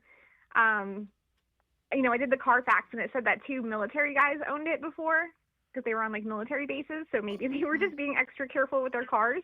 But I thought it was really creepy that he was very flirty, and then it started tracking me exactly at 4:30 that day when I showed up to go pick up that car. All right, so that's odd. Wouldn't it have shown up during the test drive? No, because the test That's drive... what I thought. Okay, the test drive was only, 15 minutes? We were in the car for maybe a half an hour. Okay, so it's a half an hour. So how long does it take for an AirTag to get recognized on your iPhone? Yeah, I think a half an hour may not be enough time to trigger it. It could have been there all along. I mean, I understand the guy was being friendly and a little flirty, but flirty to really, really creepy is a big jump. A half an hour may not be enough time to trigger a notice to your phone. Now it's been 4 hours. It's parked in front of your house. You're still in close proximity to it. Now it knows that you're being tracked. Does that make sense? It definitely showed up later that night.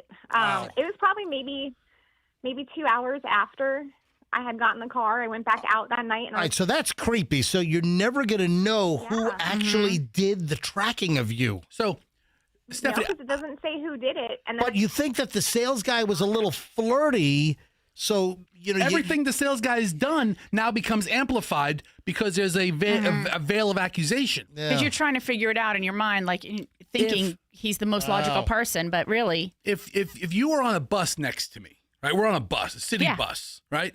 And I have an AirTag on my backpack, right? And you have an Apple device, you would think that my AirTag is following you if it alerted you right away.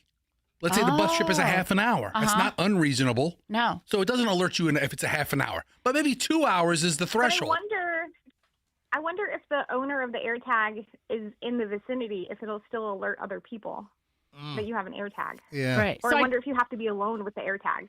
So I just looked it up, and it said an unknown AirTag moving with you will generally notify your iPhone within 15 minutes to several hours. Yeah. And older estimates ranged from 8 to 24 hours. Wow.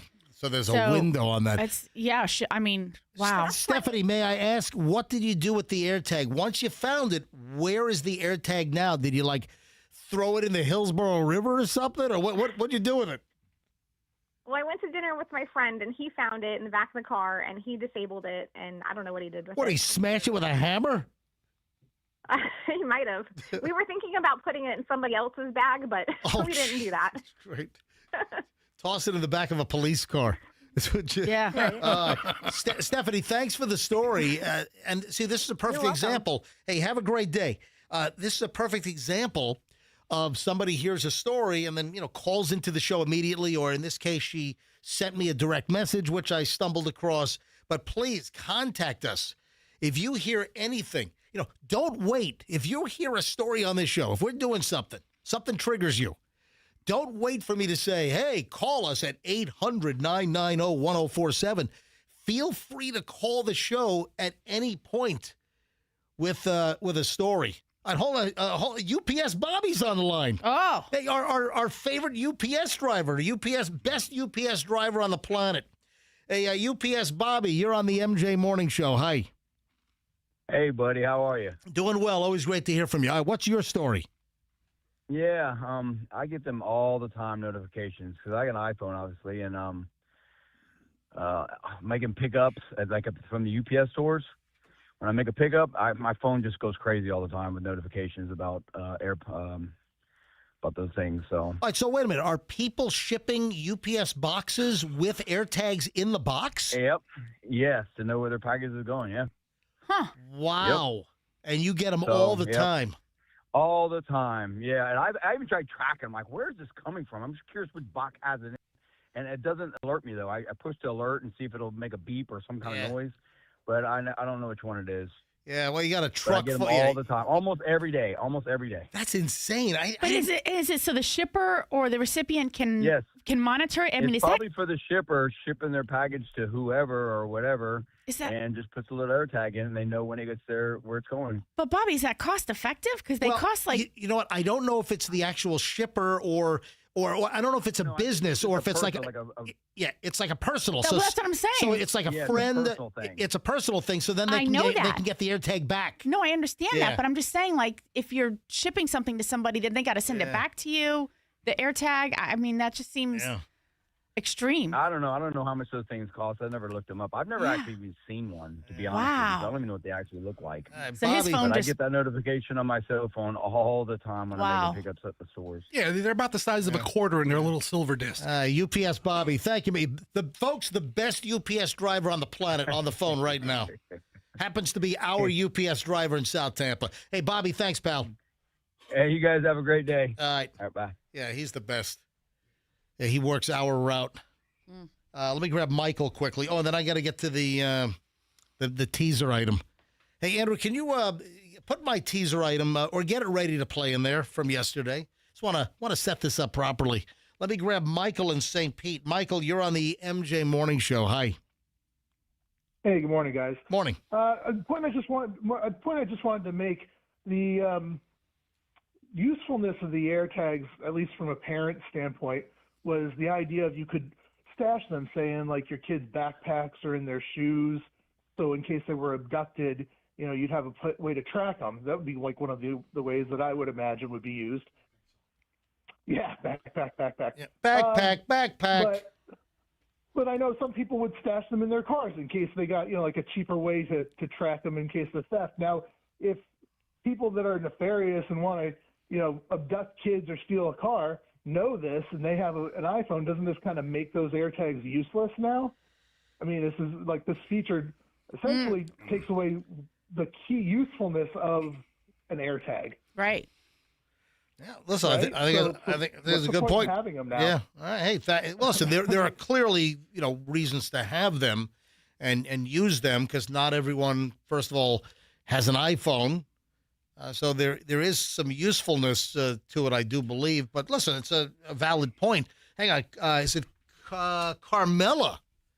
Well, like from The Sopranos. Hey, Carmela, you're on the MJ Morning Show from Valrico. Hey, you guys. Good morning. Hey. So I had a friend who she lives here locally, and she was seeing this guy who started to act a little crazy, and all of a sudden she started getting these notifications on her iPhone about a tracker. Long story short, she actually took that tracker to the police department. They were able to find out the owner of the AirTag. Oh, because you have to register the AirTag, and then it's traceable back to who purchased it or who activated it? Exactly. Yeah, I'm not really sure what they used, but they were able to find out who it belonged to, and her inkling was right all along. So. Carmela, excellent addition. Thank you very much. April is up next. April in Bradenton, MJ Morning Show. Look at this, turning into a phone segment. I wasn't even planning on it. April, go ahead. MJ Morning Show, you're on. Yeah, hi, I'll go real quick. So I'm kind of tagging on to what the UPS driver was talking about. So my mother passed away and was in California with my sister. My sister air tagged it because she was going to be buried in Florida. So it does happen with the shipping, so that when the family got here, my mom got here, we got the air tag back just to know where she was, Hold on. For her cremation. Your sister air tagged your mother's body across the country? Not the body, the cremation. The ashes, dude. Okay. All right. I'm just thinking, you slip it underneath mom's armpit or something. The wrong way. Okay. All right. I just wanted to be sure I was right. Remains just to make sure that they got here, and if you lose your mother, good Lord, then you're really in a situation. Lost mommy. All right, thanks for the call. Appreciate it. Just wanted to let you know that it does happen. No, I appreciate it. Thank you. Thank you. All right. Thank you for calling in. Thanks for all the additional phone calls on this. Andrew, do you have my little teaser item from yesterday? Do you have that handy? Go ahead and play that at your convenience, please. Here we go. So we have this clown that says we've been eating something all wrong our entire lives. 7:45 tomorrow morning, MJ Morning Show, Q105. All right, so it's 7:51. That's pretty good for me. Not bad. All right. I didn't expect to take all those additional AirTag calls or else I'd be on time. So we've got this clown that is saying that we've been eating something our entire lives all wrong. You know what it is? I have a guess. All right, what do you think it is? Is it a banana? No. Because I've seen videos of like, monkeys don't peel bananas. They pinch them from the bottom. Yeah, that they don't open them from the top. They open them from the bottom. Yeah. Humans have been eating bananas wrong your whole lives. Yeah, like blah, blah, blah, blah. You're a top or a bottom, and the monkeys are bottoms. And all right. So you know why you peel the banana from the bottom? Why? Because I think it removes the strings along with it instead of peeling it from the top. Those like little stringy parts. I read that somewhere. Like little banana. So see, the monkeys do know what they're doing. They remind me of like little banana shoelaces. Yeah. That's what they remind me of. That, yeah, and I always got to get rid of those things. I hate those things. Then peel it from the bottom. Yeah. So no, there's a lot of banana crap out there that like banana, the actual stem that they're infested with like mites. Oh yeah. Or like larvae. I believe all of it. Larvae, however you say it. That's right. Yeah. Still eat a banana. And also, what's the deal that you wrap like cellophane around the stem to keep them from ripening too quickly or something, right? Mm-hmm. All right. So this dude says we've been eating something wrong our entire lives. It's not a banana. Is it pie? Although you could slice bananas up and put it in this item. Does that give you a little hint? Put it in the item? Yeah. Is it vanilla pudding? No, it's cereal. It's breakfast cereal. So this dude... I put vanilla in this and everything. This dude says that if you're eating your cereal in the morning with just a spoon, you're doing it all wrong. Is he a forker? Yes. This forker, I think he's a British forker too. So this forker, he's saying that you need to grab the spoon with your dominant hand and the fork with your less dominant hand or your non-dominant hand. And listen to this joker. Listen to this clown and what he's saying about breakfast cereal. Here's how to eat breakfast cereal. First of all... Oh, let's talk like this. Here's how to eat breakfast cereal properly. Here's how to eat your cornflakes or your Cocoa Krispies. or your Fruit Loops. Okay. But let's listen to this joker. Here's how to eat breakfast cereal. First of all, add your milk of choice. I'm going for semi.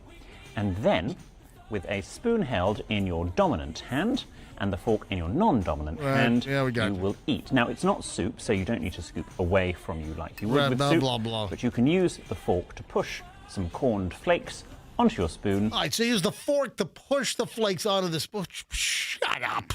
What? All right. Also, Andrew, is that going to mess you up with "Wake Me Up Before You Go" playing in the background, or is that low enough that it's not going to trigger the copyright violation? Yeah, we'll find out. All I can hear is George Michael blaring over this guy. Yeah. Hello. I'm going to show you how to eat cereal properly. I'm an etiquette expert. I'm a douchewagon. I'm a British douchewagon. Hello. Yes. I'm a Land Rover I don't know. douchewagon. I'm almost exclusively a spooner for cereal. And I've never had an issue getting things on the spoon. Would your wife agree you're a spooner? I'm the inside spoon. You'd be a crusher. I'm a nutcracker. So what a dope. Hey, do you have the phone number for me to call? I asked you this early this morning. Yeah, I got all the numbers. Do you have it? So this woman sends us a care package. Is this the number? Thank you. That's the number to the business. I also have the woman's number, which is a separate number. I don't know where we're going with this. Well, because I want to hear the voicemail guy. Because Fester, you were playing this as we were leaving the studio yesterday. I'm like, hey, this voiceover guy, the phone message guy is great. It was pretty incredible. All right. So we get a care package. Yes. And Fester also figured out why the woman sent us this. We get a box, and it's loaded with knickknacks for a company called Route Transportation and Logistics. I think they're down in Bradenton or something?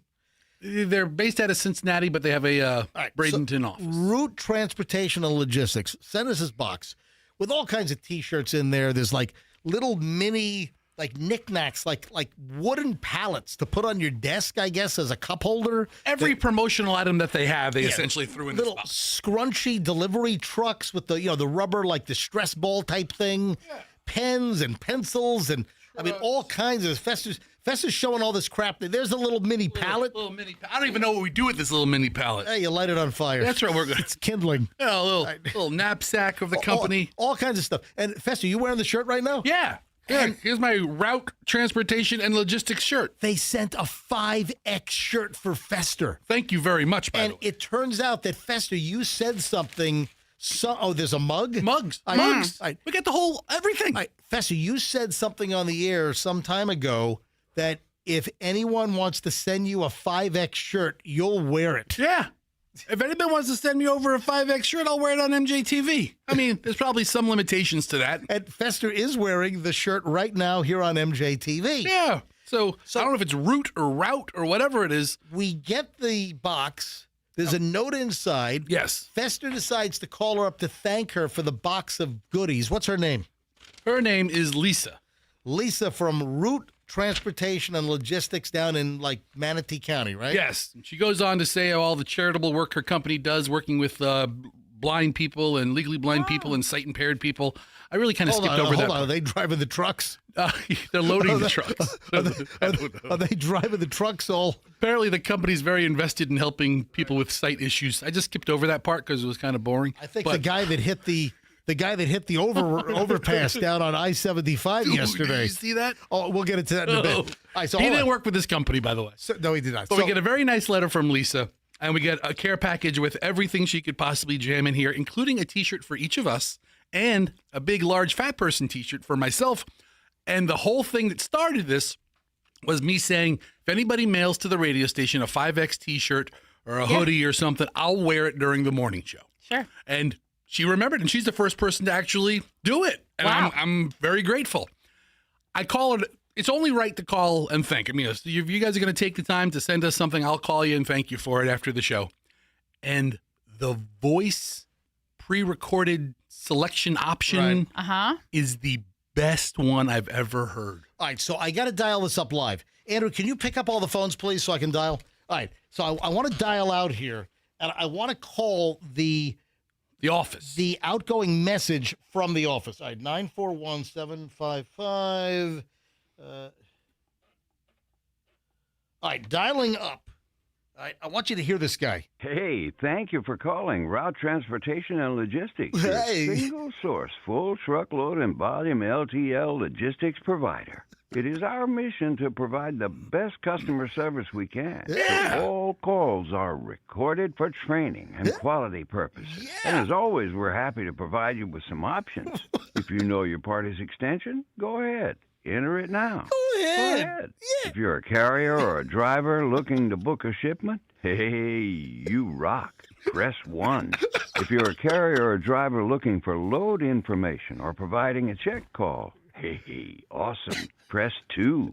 For carrier compliance, please press 3. For the best sales and marketing team in the USA, hey, press 4. For accounts payable, oh, you're in luck. Press 5. For accounts receivable, press 6. For a pretty great trucker joke, press 7. To hear a great trucker song, oh, press 8. Press 8. For our directory by name, please press 9. Oh. And thank you once again for calling Route Transportation and Logistics. And don't forget to visit us online at www.routemyfreight.com for our latest company news and information. Yeah, call Now, them. let me connect your call. All right, so that's the outgoing voicemail. So I'm listening to all. Hey, I didn't even get that far yesterday. That's great. I went Hey. off to the marketing team and they put me in touch with Lisa. So I heard Fester calling this on his cell phone. I'm like, oh my God, we got to call that live on the air. By the way, our phone system, I'm not able to push additional buttons. I mean, we've gone back in technology. All right, Andrew, can you please ask the freaking engineers that we have a flaw in the system when I'm using it? How do I push buttons? A ticket was put in. Yeah, Great. So an engineering ticket was put in. You know, how do you use the phone system? So I can't push 7 for the joke. I can't push 8 for the song. But I just thought that was great. Who's that guy doing the outgoing voice message for the company doing transportation and logistics? So apparently, he sounds like this. He was I commented to Lisa about how much we enjoyed the message. Yeah. She said everybody who calls makes a comment about it. Oh. And he was a hired voice actor who also does like theme park introductions, like when you're waiting in line. Sure. You know, really? and you could, I think he's like, Hey, you sucker, you're waiting in this roller coaster line, and it's a 3-hour wait. Enjoy getting heat stroke. If you have a heat stroke, push 911. just like that. That's the script they have him read. Yeah. I think Lisa told me he is the official voice of Hershey Park, Pennsylvania. Really? Oh, wow. The Hershey That's Park. off the Hershey Highway. Right there, right in the middle. Yeah, there, right in the middle of the Hershey Highway. Right in the round area. What if he goes up the Hershey Highway to record that if he does it remotely? No, I don't hear an echo. Okay, all right. But he apparently, she doesn't know who he is, but he's apparently a known voice talent who I am mildly in love with right now. That's hysterical. Thank you very much to Route Transportation for sending me the big fat person shirt and all the other goodies. Awesome. Thank you, Lisa. Austin in Lakeland. Hey, Austin, you're on the MJ Morning Show. What can we do for you? Good morning, MJ. I was calling because I wanted to tell you about this dude because it was the same dude that was talking about the cereal. Oh, you're calling about the breakfast cereal guy about eating it with a fork and a spoon. Yes, sir. Yeah, do you want to throat punch him or what? Nah, so basically, I was telling my mom about it, and it's the same dude that was talking about taco etiquette on TikTok, and I told her, I'm like, first of all, I'm not going to take no advice from somebody that pronounces taco as taco, and second of all, etiquette's the last thing I want to have when I'm dealing with a taco. I want to make a second taco out of the stuff that fell out of the first taco. That's how down and dirty I want to get with a taco. Yeah, you're down and dirty taco man. Absolutely. Was he the guy a couple of months ago who said, you know, the question, do you turn your head when you eat a taco or do you turn the taco and keep your head straight? Is that the guy?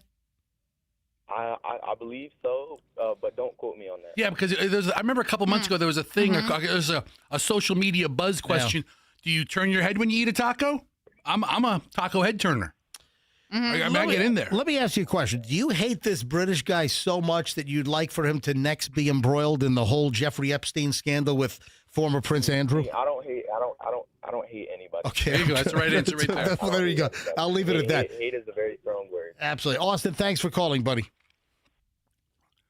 Thank you. Bye-bye. Have a nice day. Look at Taco Austin reeling you back in. I know. Look at that. I don't hate anybody. Setting me straight. It's a very strong word. Just reeling me in, just setting my butt straight over here on the MJ Morning Show. I mean, I reserve hate for terrorists and pedos. I mean, this guy, he's just teaching me how to not eat cereal. I don't hate him. Good news. Tomorrow, folks, ladies and gentlemen, tomorrow morning on the MJ Morning Show, it will be the debut of... Dear Flabby, is he rude or nice? Dear Flabby, when you want fat advice. Fester is Dear Flabby, and Dear Flabby debuts with Dear Flabby, letter number 1, tomorrow. Dear Flabby, is he rude or nice? Dear Flabby, when you want fat advice. Looking forward to this, Fester. Me too. All right, tomorrow morning, maybe 7:45. Sure. 8 o'clock, somewhere in the vicinity. Whenever. So make sure you're listening to the MJ Morning Show. Oh, have you recovered? Have you normalized with the clock switch early Sunday morning? Have you normalized? Are you still kind of trying to lock into place? I overslept this morning. I woke up. Have you ever woken up and you're like, I have to leave in 3 minutes? The alarm clock was, because we have the Alexa device and everything, and I was like, Alexa, what time is it? And she says, the time is 5:26. And I was like, I gotta go now. And I just rolled out of bed, put on the same dirty shorts I had on yesterday. Luckily, I found the folded up T-shirt that had this route T-shirt, and I'm like, let's go. What time was this? 5:26. Oh, wow. And I think I was out of the house at 5:29. And then I had to stop for gas this morning. Oh, my goodness. Oh, speaking of gas. 3:57 at the Walmart on Del Mabry. All right, that's cheap right now. So Walmart at $2.70. You pulled off? You took $2.75 to Del Mabry? You got off at the Walmart? Well, because I'm in such a hurry to get to what time does that open up? It's open, I think, 24 hours a day. No, it's not. It is not. That is false. Okay, You're a liar. Listen to me. Liar! Listen to me. Yes. The pumps are available. No, they're not. The pumps are available at 5:30, 5:45 this morning. Then they might have opened at 5 a.m. They're not open 24 The store wasn't open. No, and the big store wasn't open, and the out parcel store wasn't open. The Walmart gas station pumps are not open 24 hours a day. Okay, well, they're open my hours of the day. Well, they opened up at 5 a.m. then, or something to that effect. You can look it up on the Googles and see. No, I'd much rather argue about it. So you paid $3.59 for gas. The average now nationwide is roughly that. I saw $3.79 at the 7-Eleven coming down 4th Street, getting off of 275 South Howard Franklin at the first exit south, which is 4th Street. And then you have the 7-Eleven right down by 118th and 4th. And that was $3.79 this morning. It looks like we might be headed to $4 a gallon. Oil hit like $120 a barrel, but then it pulled back to like 85 yesterday. We just have a lot of uncertainty. Is it ending? Is it not done yet? We had 3 different answers just yesterday as far as Iran goes. So who knows? But the one thing is gas prices are shooting up. Back over, though, to the time change. Yeah. So you're not quite – I think I'm back to – I think I've slept it off. I took a couple of additional naps yesterday, and I think I've normalized. I think I've regulated now. So I think because it typically takes a couple of days for people that are affected by – something as simple as the spring forward. Now, the fall back, I savor that. Yummy. I love the fall back. But the spring ahead and losing the hour, that simple little freaking hour, it affects a lot of people. And we mentioned this yesterday. I'm about back to normal, but it hits me every year. There's no doubt about it. I'm sure many of you have the same thing, especially getting up early, doing morning radio. But with the dragging that people happen, I know that I've read over the years that the time change, especially going forward and losing the hour, that it increases heart attacks and strokes. Yeah. I want to say that statistically there is an increase in traffic accidents. It's dark out when you don't expect it to be dark. I heard there's an increase in, school bus pickup area accidents. You don't expect the kids to be out there with that limited light.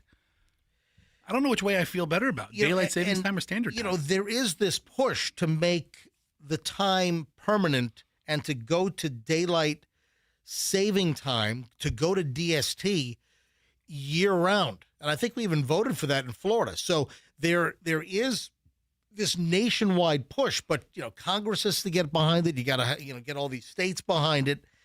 And there are some drawbacks that if you go to daylight saving time, there's no S. It's not daylight savings time. It's just daylight saving time. If you go to that, you're going to have, for parts of the year, you're going to have, dark mornings for a while before the sun comes up. And that does present an issue for kids at bus stops and going to school. But as far as where we stand, I did see a story. Are we changing the clocks this year for potentially the last time? What's going on? There are 5 bills in Congress. You got 2 bills in Congress, House and Senate versions of the Sunshine Protection Act that would make daylight saving time permanent in the U.S. The Senate tried to fast-track its version last year. That didn't work out too well. Both bills remain in committees as of early March. So you had 5 bills. Now I think we're down to 2.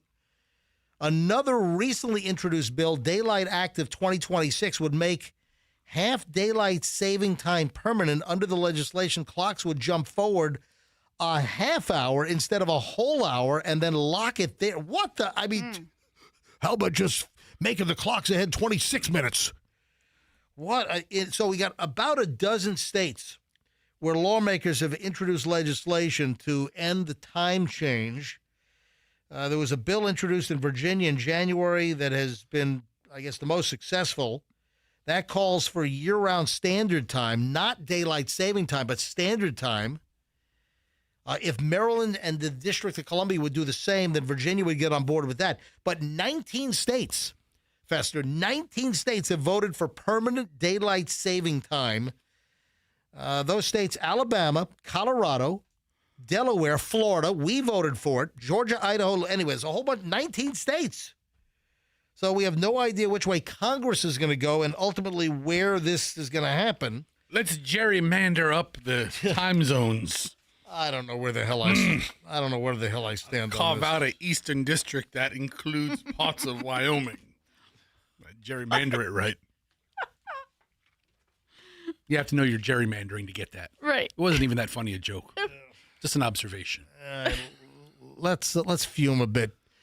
Did you see, because of the Homeland Security shutdown and TSA, and folks, do you realize that a portion of the government is still shut down? I mean, up in Washington, they can't get their act together to get this government shutdown resolved. So it's hitting the TSA again. Michelle, did you see the lines? We were watching the news last night. Dude, I was talking to April in our sales office. Her brother, 3 hours in Houston. Yes. Wow. All right, Yeah, so that's 3 hours. That's one of the airports that's been hit especially hard. Yeah. So TSA in various cities is a nightmare, and we're heading into spring break now. Tons of traveling going on. I saw that at Hobby in Houston. So Southwest, you got a couple of airports. You got Hobby in Houston. You got George Bush International in Houston. At Hobby, where Southwest operates, their big hub, they're telling people to get to the airport 5 hours before your flight time. Can you imagine that? Get to the airport 5 hours. If you check luggage, in many cases, you can't even check your luggage 5 hours early. that early for the freaking flight. Oh, my God. You can't. Crazy. So people are lined up to get through TSA, but you still have your checked baggage because you can't check it? I mean, it is a nightmare. So that's Houston Hobby. Then I saw that in New Orleans, people were lined up outside of the terminal up like at TSA, then down all through the ticket counter area, outside into the parking garage. People were lined up in the freaking parking garage. Well, let me tell you something. If you're going to be stuck in a TSA airport line, you want to get caught in Louisiana. In New Orleans. We pump out through the loudspeaker the fine tunes of Louis Armstrong. Oh. Louis Armstrong Airport. I see lines of pain. Miss my flight too. And I think to myself, government shutdown, screw you. Cha-cha-cha. And I say to myself, this is a miserable trip. Welcome to New Orleans. Louis Armstrong Airport, New Orleans. Exactly. And I said to myself, what a beautiful line. If you get to the airport 3 hours early, you're going to miss your flight. You screwed. Oh, my God. Just go back down to Bourbon Street and get drunk. Go get yourself some hurricanes at Pat O'Reilly's. That's it. What are you doing? Do they have Louis Armstrong doing all the announcements at the airport? Dude, he died like in the 70s or something. Can't they AI his voice? Like, yeah. This is Louis Armstrong. Welcome to my airport. Michelle, you're like not saying anything, but you're making vile faces. Well, no, because you said Pat O'Reilly's. What is it? Pat O'Reilly's? Oh, Pat O'Brien. Yeah, I think it's Pat O'Brien. Pat O'Reilly can coach a basketball team. No, it's the auto parts guy. Yeah. O'Reilly Auto Parts. I think it's Patty O'Brien's. Pat O'Brien. Pat O'Brien's. Patty O'Brien. I'm sorry, Pat O'Brien. Whatever. So don't have more than one. But you know what? At Tampa International, locally, here at TPA, or if you're a pilot, KTPA, it was like a 10-minute wait on average yesterday. So things are getting. Yeah, I didn't understand that. Why like 2 or 3 airports were just so drastically different than other airports across the country? Because then they interviewed somebody, like you said here, and somebody somewhere else, and they were like, it was like 20 minutes, and it was fine. And I'm like, okay. Well, the reports were at Tampa Airport was pretty good. Some spots were at 10 minutes or less. That's what I said. I just said that. But they're saying next week is the week that's going to hit Tampa because everybody's coming into town for spring break. Okay. And then when they leave by the end of next week, that's when the lines are really going to adjust. We shall see. But I think that different cities, just the TSA workers, maybe just different cities, they're different financial issues. And you got a bunch of folks that are just not showing up that work for TSA because they're not getting paid. I mean, a lot of these TSA folks have not been paid now for a month or so. Again, this is not a repeat from last fall. This is a new one, new government shutdown. They're going to have to dig up Louis. All I can say is this government's broken everywhere. I don't care what side of the aisle you're on, government's just busted. And how much longer are we going to put up for this as American citizens? That's all I'm saying. You should run for office. I'm as mad as hell, and I'm not going to take it anymore. The rent's too high. Hey, did you text the guy from IKEA to try to get us all hooked up and lined up? The IKEA dude that called us yesterday, he needs to go to the general manager of IKEA for us and just say, listen, we're not looking for a freebie. We just need you to pull aside, one of the punch the monkeys, and hold it for us so I can run down there, or you can run down there and buy it at IKEA down in Ybor. So did you text him back? Did he respond? Yeah, I communicated with him yesterday. What'd he say? So as far as IKEA employees go, yes, I think he's a very part-time employee. He's like, I'll be there tomorrow from 4:30 to 8:30. I'm like, 4:30 to 8:30 in the morning? Because that's my time in the morning. What is his name, Javier? Yeah. So I thanked him for calling us, but if I gather, I didn't, pester him on this, but I think he's like he's a part-time guy. Do I need to ask for the general manager of IKEA? Do you speak Swedish? Yeah. Okay. I do. I speak the Swedish meatball. Yes, I do. That's what you're gonna get. So here's the deal. If you work for IKEA, we want to get one of the orangutans. What is it called? It's Jungle Skog soft toy orangutan, $19.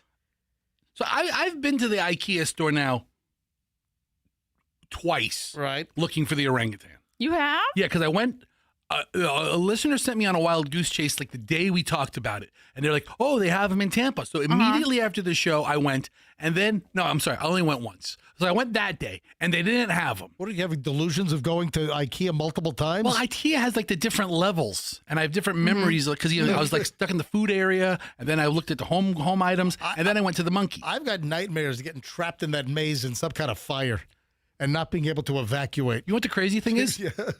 In an emergency, there's well illuminated quick evacuation routes. If you look for the exit signs, Really? you'll Okay. quickly get out of there. All right, very good. But I looked for the monkey; they didn't have any. And then I go to the Technically, website. it's an orangutan. I went to the website, and the website says not available at Tampa. And then on the mobile version of the website, I checked every IKEA in the country, and there were some like in Loveland, Texas, or something. Well, get on a flight and wait in a TSA line coming home for 5 hours. I waited 5 hours in this TSA line for him. Here's With what your I orangutan. Yeah.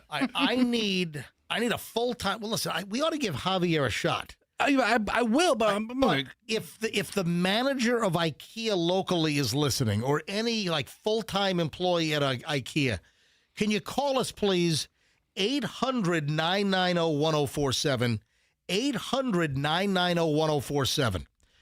I'm not asking for anything free. I'll pay the $19.99 plus tax for the orangutan. I just need you to pull one aside when the next shipment comes in. And of course, this is the stuffed plush orangutan that was given to Punch the Monkey over in Japan that he was toting around pretending it was Mommy since Mommy abandoned him. And we got to have one for the studio. we do. Tampa, Orlando, Jacksonville sold out. Sunrise, Miami, Atlanta. We don't need the whole list. So if you work for IKEA, would you please call me and please hold an orangutan for me? They don't have, and I signed up for IKEA text alerts, which I've never done before for any company, to let me know when they're back in stock, so I could sleep out overnight. You know what? What? There's one left in Long Island. Yeah, Hicksville store. Yeah, Syracuse, Hey, New York. Let me get Uncle Jack on the phone. Syracuse, New York has them in stock. You know anybody in Syracuse? No. Okay, Syracuse, New York store has them in stock. Also, is it Staunton, Massachusetts? I don't know. Yeah, one left. Great. One. And you know what? That could be an inventory error. When they always say like one left, a lot of times that's an inventory error. What happens is one got stolen and they haven't exactly. Someone beeped shoved it out. someone shoved the monkey down their pants, and it still shows in stock. Is what happens. Yeah, I just need some IKEA help locally. I mean, they got a ton of employees. Let's try to see when does Javier due back at work? He Tomorrow works at 4:30. He works Wednesdays from 4 to 8. I think he works like Wednesdays and Sundays or something. Javier, listen. It's a part-time job. I get it. Javier, I really appreciate you reaching out. If you can make it happen, you're a rock star, man. We'll name the monkey Javier. Yeah, I don't know if Javier might not be high level enough at IKEA to, get me an orangutan, but I'll give him the benefit of the doubt. Let's see if he can make things happen. He's the only one that called in. Yeah, that is correct. He's our guy. That place has 2,000 employees, and I can't get someone to call me like a manager at IKEA? They all listen to Swedish radio. Yeah, exactly. All right, 800-990-1047 if you want to buzz in on that. Oh, I got to play some audio for you. You've got to hear this. Hang on a minute. Let me find the audio. What do you got? You guys, can you fill some airtime? I don't know how long it's going to take you to find the audio. I didn't know that you turn into a complete audio invalid when you're sitting there squinting at your screen. Maybe you should wear glasses too. Look at how. Where's the I can't find the audio of the Walmart, man. What are you looking for? I'm looking for the Walmart plate smasher lady. I don't see it up. Andrew, did you not put it up? Do we not have Walmart plate smasher? I'm looking I've got a delay of show penalty right now. Where is it? Center third from the bottom, he says. Did you hear? I got it. I found it. Taking bat to dishes. This woman freaks out at a Walmart in Mississippi and grabs a bat out of the sporting goods section and starts smashing all of the plates on display at Walmart. You got to hear this. This is insane.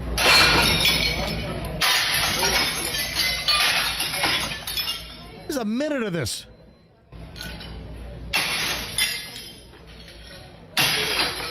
Do you hear this? Yeah. No, don't play with that video. No. The woman's name is Sophia Ducksworth. She's been charged with felony malicious mischief after smashing plates with a baseball bat at the Maggie, Mississippi Walmart. I'm looking at a mugshot right now from the Maggie, Mississippi Police Department. Oh, God. This is perfect video. An old lady comes by in a scooter as soon as she starts smashing. Oh, yeah. And somebody is videoing this thing, and they're telling her, move along, move along. So this crazy lady's got a red baseball bat, and she's literally in the houseware section smashing all of the plates that are on display at Walmart. What is the problem here? Why does she hate the plates so much? Total chaos. It happened on Saturday. The video is going viral. The Maggie Police Department in Mississippi confirmed they saw the video and received multiple calls from residents about the incident before promptly arresting the person suspected of destroying the property, Sophia Ducksworth, charged with felony malicious mischief for damages exceeding $1,000. Let me hear some more plate smash. I love it. You like it? I mean, I don't want to love it. Michelle, you looking at the video? I did. I saw it. Thoughts? I'd like to know why. We don't know why. We don't know what the motive is yet. On why she's smashing this stuff. I would like to thank the citizens who called our department, our officers, and the Simpson County Sheriff's Office for responding promptly and assisting in taking her into custody without further incident. That's according to Maggie Police Sheriff Dennis Borges. We appreciate the public support and continued trust. Law enforcement officers have not announced a motive for the crime, so we don't know why she's smashing all the plates at Walmart. But the video is unbelievable. I mean, just rows and rows. Yeah. Like for what? But you know what? You see the employees, they can't even approach her to try to stop her because they're not engaging her. They're going to get the bat to the head. First of all, employees really don't lay hands on customers anymore. That's the deal. We've had stories about Walmart employees getting fired for tackling shoplifters in the parking lot. Yeah. I'm going to tell you right now, they need to give these Walmart employees tasers. And if somebody is busted up your store with a baseball bat, you tase the F out of them. Hold on. You just let her rip. Let's analyze that statement a little bit. Are you sure? You let that taser roll. Are you sure Walmart employees are the ones you want to have tasers? Yeah. Yeah, that could lead to some good entertainment. You'd have gotten tased at the Dale Mabry Walmart when you knocked on the money office door. Oh, that's true. Yeah, I mean, you'd probably get yourself tased. You don't want Walmart employees carrying any kind of weapons. Yeah, I got yelled at. Just steal your stuff and keep a record of it and make a police report. Let them get out of there. I got yelled at. Hey, so Steve, my pool guy, says that you contacted him. I did. So we're getting our pool redone. It's in its last phases now. I know the French pattern Turkish marbles being delivered this morning. So our pool, 21, 22 years old. And of course we had Hurricane Helene and we had a foot and a half of Tampa Bay over our pool, kind of just munged up the deck and everything in the pool. And all the pool equipment was destroyed. It was underwater. So a guy named Steve, listener to the show, and his wife, they own a company called PNR Pools. PNR Pool. Get PNR Pools. All the letters. Yeah. And, check them out. I got, really good vibes and good reviews. So check them out. And they're doing a wonderful job. We're redoing the whole look of our pool. And we're almost done. So Big Ron heard me talk about it. Yeah. Big Ron has now signed the contract. He's having a pool installed at his house from scratch. Brand new pool installed at Big Scary Ron's house. And then I see Steve yesterday, and he says, yeah, Fester called me.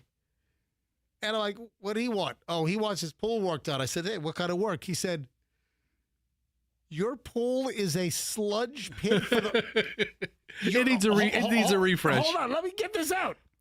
Steve told me that you told him that your pool has been a festering, swampy, muddy sludge pit for 12 years? Kind of cracking the Marsite, and it's getting a little out of hand. No, I'm told it hasn't been used in years. Yeah. And it's like you have like growth. You've got lily pads in your pool. Not anymore. I took the lily pads out. I made it a pond for a while. Oh, you know, those like those urban ponds. Yes. And now it's time to reclaim it. But I may just fill the damn thing in. I don't even know. So you've contacted Steve, my pool guy, but you want an assessment to what? Bring your pool back to life? Yeah, it needs a complete overhaul. Yeah. So I'll call the guy. Oh my God! But no, he's coming out in a couple of weeks, and we're gonna figure it out. All right. Well, you figure that out. So Fester also says to me, my old lady wants to make a stop on spring break. And you know what? I thought of Michelle. You may want to come with us for spring break. Please, Fester, don't plant this seed in her head now. My God. All I need is Michelle all wigged up on some other like thrift store type adventure. Listen to this, Michelle. So where are you guys headed?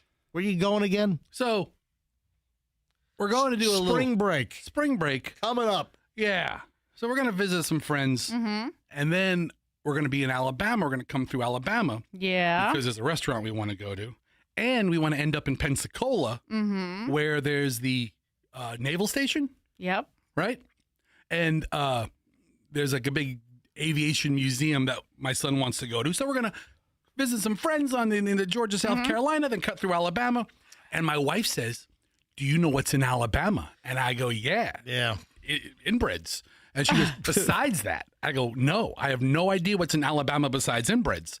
And she says, Roll Tide! Roll Tide! Roll Tide! Do you know what she's going to say? Is it the place where they send all the stuff that people lose or leave in airports or airplanes or luggage and stuff? The unclaimed luggage store. Unclaimed baggage store. Like the only official company that handles unclaimed luggage for the airlines is in some little one stoplight little pissant town in Alabama. But you know what? It's so funny you say that because it just popped up in my like reels or feed the other day. And I was like, oh, they have the online place? Because I've heard about the actual, bricks and mortar place, like you have to go there. But they actually, I think, do sell things online and like gold jewelry that they're selling for like, $4,000 or something. And I'm like, what? Gold is how much an ounce right now? Gold is like $5,500 an ounce. But it's a big, big store. And I think it's like the ultimate thrift store. Yeah. And my wife's like, you've got to go. We got to figure out how to find this place in Alabama. Yep. So now they're going to stop at the unclaimed baggage store. Yeah. Oh, I'm so jealous. What town in Alabama is it? Visit the store. Where is it? It's I don't even know. Get directions. Yeah.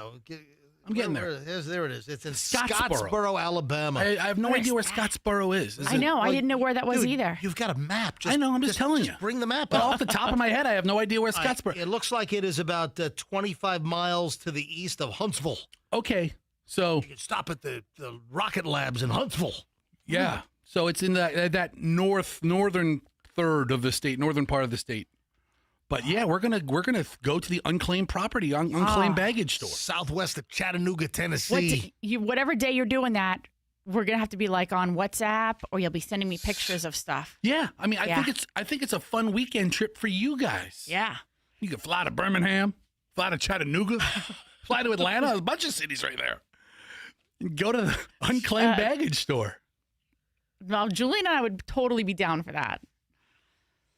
There's some weird crap. I know. I was looking at it. That pops up, and what if somebody doesn't claim their luggage? I don't understand how you don't claim like a jewel. It was a necklace on one page, but then like 2 pages later were the matching earrings, and I'm like, how do you not go and file a claim for this or try to like? So here's the deal. We've been watching this show, Inside Airport Lost and Found. Yeah. Where Tampa Airport, it is one of the featured airports. What is this, on the Travel Channel? I think it's on Hulu or something. Okay. Yeah, I don't know. There's a show on Airport Lost and Found. Yeah, and it's really fascinating. Oh, and my God. I will tell you, the work and effort that the airport staffs do to reconnect you with your merchandise really is admirable. Wow. And they get people coming in. sometimes minutes later, sometimes hours later, sometimes after their trip. But they can only hold the merchandise for 30 days. And then it has to go somewhere else. And then there's 3 different lost and founds. There's, like, if you leave your baggage by your seat, that goes someplace. If you leave merchandise at the TSA line, that goes someplace different. And then if you leave something on the plane, that goes to a 3rd place. So there's a bunch of different lost and founds to work with because you may not know when you got separated from your stuff. But now, do all of those places then ultimately end up at this shop, or are there 3 different places? See, I think the TSA stuff gets destroyed. Oh. Because there's, a lot of weapons, a lot of okay. tools. I think but I know this is like stuff that people just leave at the airport. And there's a ton of it. You get distracted, you have 4 bags, you pick up 3, you walk away, somebody's, and they have those announcements every 20 minutes. If you see a bag, an unaccompanied bag, please call security. Guess who's on hold? Who? Alfred from Small Batch Creamery. He's jonesing to launch the MJ's Milton Fudge Cow best chocolate ice cream you've ever had in your life flavor. So they've been making it, building up a back stock so they don't run out too quickly. Hey, Alfred, welcome back to the MJ Morning Show. Hey, MJ, how you doing? We're doing well. All right. So how much of the Milton Fudge Cow chocolate has been made? How many gallons are in stock right now? We have, I believe, 90 gallons, 120 gallons in stock right now. Okay. All right. So we're ready to launch. Now, should we, hey, Fester, what do you think? Should we launch it now or wait until after spring break next week? Oh, dude. Or just do it. I think we should wait until after spring break. Well, how many gallons do you have, Alfred? 120. We can. 120. Of the chocolate? Yeah. Oh, they've been making it for over a week now. Maybe we should launch it and then people can enjoy it during spring break. Here's the deal. We can use the rest of this week to promote it. He's sitting on a warehouse full of chocolate. Yeah.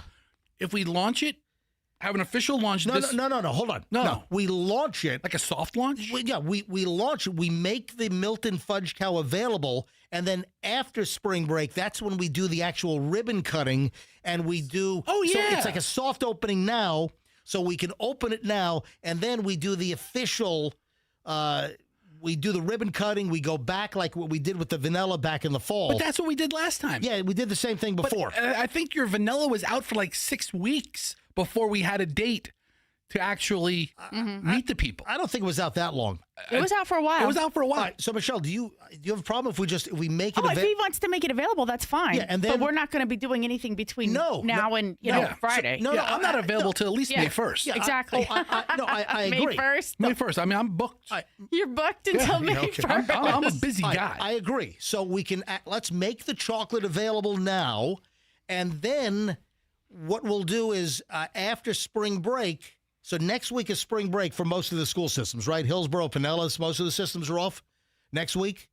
All right, spring break. So then toward the end of March or early April, Michelle, are you on board? Then we'll come up with a date a couple of weeks down the road to actually do the ribbon cutting, and we'll do another meet and greet at Small Batch Creamery. Like the week of May 1st. Yeah, something like that. Because that's when I'm available. All right, does that work, Michelle? No. And it can't be a Wednesday. Hold on. Why do you have to be an obstacle? What? I'm not. I'm looking at the calendar, and the week of May 1st just may be complicated for me. But you can do whatever you want. How about the week of May 7th? Hold on. Why would it be complicated for you? She's a busy person. I've got probably a dorm room that I might have to pack up. I've got someone else that I might have to help drive home from Connecticut. From law school. Right. So I have to look at the calendar. I'm not a real fan of making the plans on the air like this. How about... All right, listen, I can't wait that long. We'll just launch the flavor, and then we'll figure out when to do the actual grand opening. Nobody's stopping you, buddy. All right, Alfred. They're really only there to see you. Alfred, you can make it available. You can go yourself. You can make it available today, right? Yes, but let's shoot for tomorrow because I know how your fans are, and they'll show up half hour before we open, and I want to staff up extra. Okay, all right. So we'll do it. If we do tomorrow. We'll do it tomorrow. What time do you open up tomorrow? 12 noon.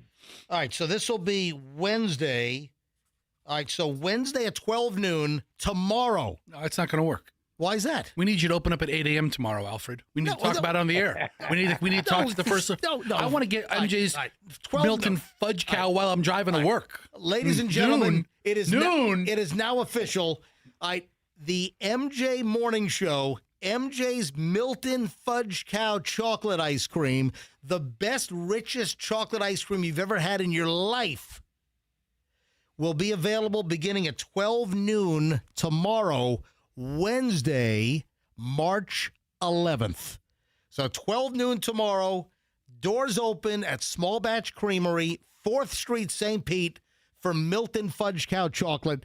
And then over the next month or so, we'll actually do a launch party again at the store, and obviously we'll make that date available. All right, Alfred, you got the green light. Let's launch the chocolate tomorrow at noon. Excellent. All right? All right, hold on. All righty. Alfred, what's your current situation with the MJ Triple Killer Vanilla?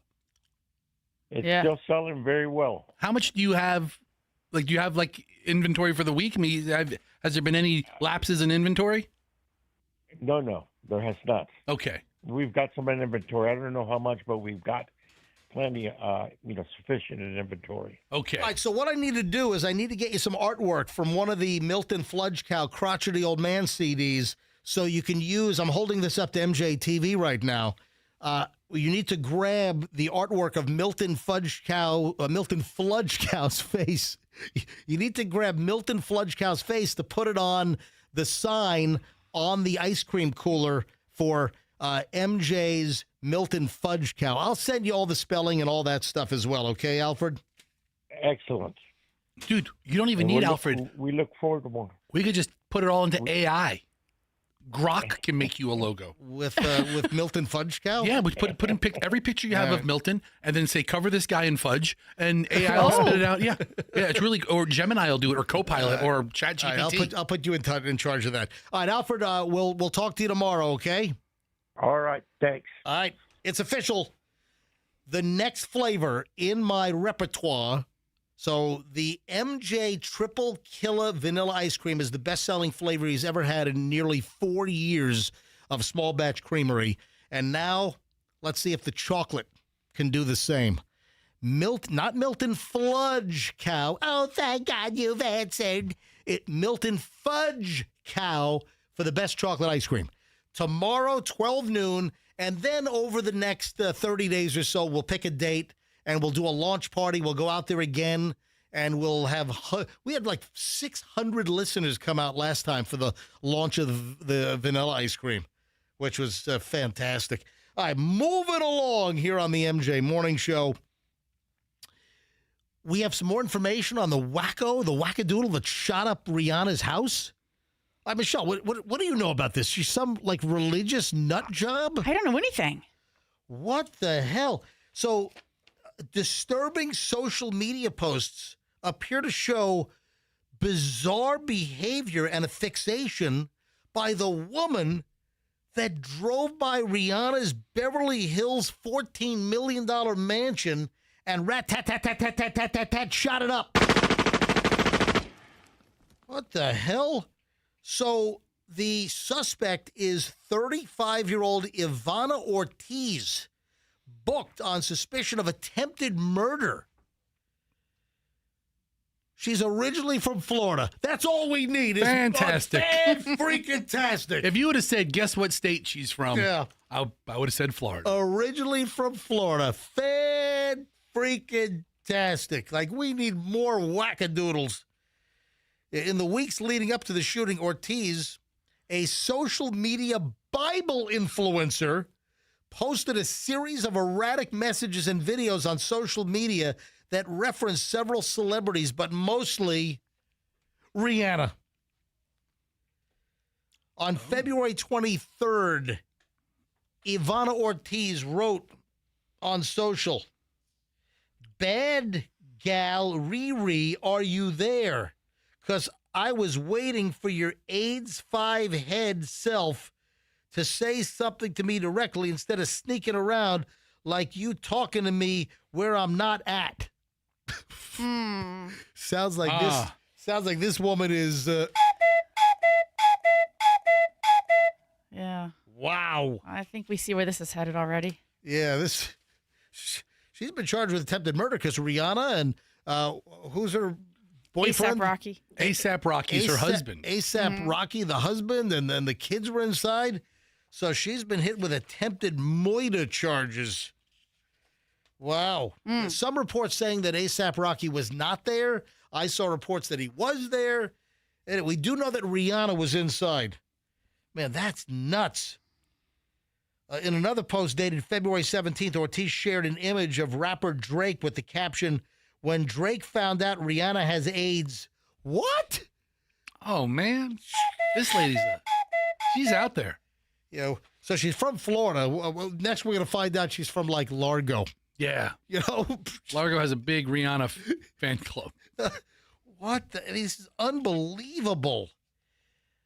Other posts mentioned Rihanna in hostile terms. In a December 20th post, Ortiz wrote that she was already through with Rihanna, also referenced reality star Kim Kardashian. She wrote, "I restricted that stupid bitch Kim Kardashian." In the same message, "Your turn, you're hiding, bitch. Stop begging for a look." What? This woman is out of her mind. All right, so. And then she ends up out in Beverly Hills firing an AR-15 at Rihanna's house. If you're like, I don't know, the president. Right. And you say things like this about that individual or the person who holds that office. Right. They come visit you. Oh, sure. Right. But do these celebrities don't have that kind of security team to scour the internet, or do they? To any person who's really being over and above aggressive. I think some of them do, like because Rihanna apparently doesn't. I think Taylor Swift had somebody that was trying to harass her through some measure, and her team was able to maybe file like a restraining order or something of that nature. And we've heard about the celebrities doing this in the past. Maybe they were just unaware. Like, I mean, I don't know how published this Bible influencer was. If it was, like you're saying, does she have a obscure team? is she? Yeah. Right. How is the team really scouring the internet? Like, how do you? I feel so bad for Rihanna. I'd go through it. I So know. this maniac, this Ivana Ortiz, claimed that Rihanna was, quote, stealing from her, was jealous, and she was a witch with a devil's face. Those were claims she made, I guess, on her YouTube channel. See, I feel like once it hits YouTube, I mean, somebody has got to have like seen that and then sent something to Rihanna's security or something. Rihanna security, and maybe they just deemed her as, you know, nutty and not really a threat. Also, she's in Florida. Yeah. So they're probably thinking like, oh, she's all the way across the country. And it is difficult to then like, you know, follow through with those measures. And Rihanna would be like, well, I live in California. How do I, you know, really file some wackadoo something? in Florida. I'm not worried about that. Yeah. She said in another video, even though the devil and Rihanna are really loud, God and Jesus Christ are doing something, and myself. Right. Because the devil, he doesn't want it to be me. He doesn't want me to be a Christian woman of God, because that's what it is. I'm indifferent to Rihanna. I'm indifferent to a lot of you girls, devil. Stop reading her propaganda. I mean, what I don't need to hear anything else from right. this person. Anyway. I mean, that's just bizarre. And of all people, I mean, there's just nothing. I don't know that Rihanna is that controversial to gain the attention of just some obscure person like this. Hey, do you think that Timothy Chalamet? Do you think that Chalamet? You think he's dug himself a hole by bashing? I mean, there's a backlash on this guy. What did he Well- do? So this story is, I've had this. It's been brewing. It's been brewing. So I had this yesterday. Yesterday was Monday. Did I even have this on Friday? I might have even had this on. Well, we weren't here Friday.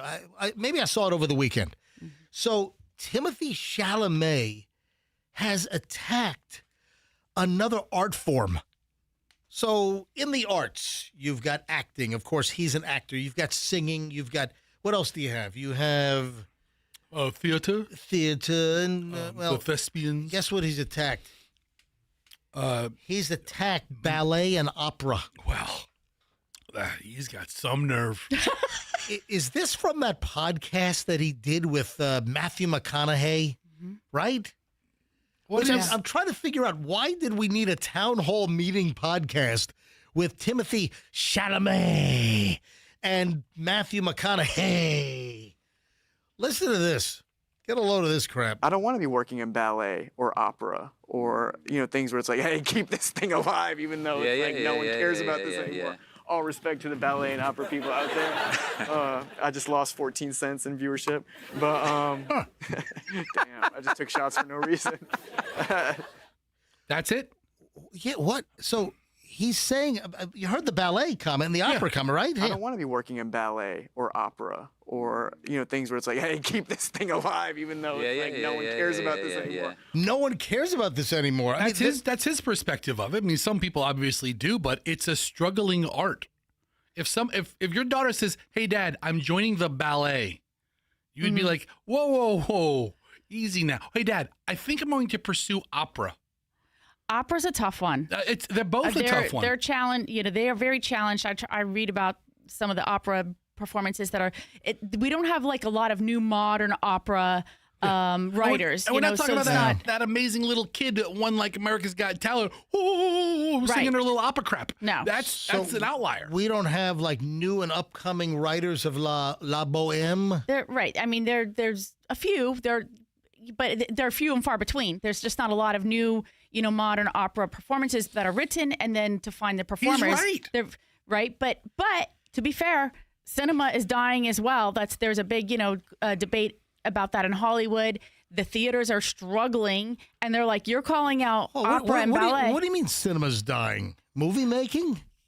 The theaters are struggling. They are having trouble making money. Everything's so the theater may cease to exist. The theater that we go and sit in to watch a movie. Well, if that theater and that screen cease to exist, then these people who, like him, would like to see their performances on a big screen will no longer have that opportunity. And so I think that's where the backlash is coming from. Because he said, no, listen. He said last year at the Actors Award when he won that he wanted to be one of the greats. Listen, he wanted to be. He's on his way, but listen, comparing himself to a very niche art like ballet and opera. I mean, there's no streaming services that have 24-hour opera. Maybe there is, but it's not a. You're gonna find it tonight. But it's not a one that you really think of. All right, let me stop. Name it. Let me stop you right here. What? I think Timothée Chalamet is a little too full of himself. I do think. I think the guy needs to be knocked down a peg or two. I think he's a little too full of himself. What, the guy's having a casual conversation with friends? Listen, he's not going to win the Oscar for. He might. I'm telling you right now, he is not going to win the Oscar for Best Actor in Marty Supreme in the ping pong movie, Marty Supreme. It's not going to happen. He's going to get punished for that. I think Mama Kardashian has finagled that for him. I think Hollywood thinks that this guy's getting a little too big for his britches at 20. How old is he? I don't know. How old is Timothée Chalamet? And then the big joke is that this is coming from somebody who just made a movie about ping pong. Yeah, that was the joke. That he makes the comment about no one cares about ballet and opera while he's starring and trying to win an Academy Award for a ping pong movie. That is a terrible argument. It's pretty funny. But I guess there are also reports that he's dissed opera before. Okay. Mm-hmm. I think his mother had something to do with the ballet as well. Are these opera people so butthurt? Who's not going to opera because of Tiffany Chalamet? Well, here's the thing: it's not just people in opera and ballet that are injecting themselves into the controversy, right? It's performative artists across all spectrum across the entire spectrum, because they're like, why are you attacking any particular art? Like, he should be somebody who supports everything, I think is what they're, great. Let's support everything. Right. Blah, blah, blah. Does he support radio? He probably does not. Does he support radio broadcasters? I don't think he's done a radio interview. Does he support crank calls? Probably not. Would he support Milton Fudge Cow ice cream?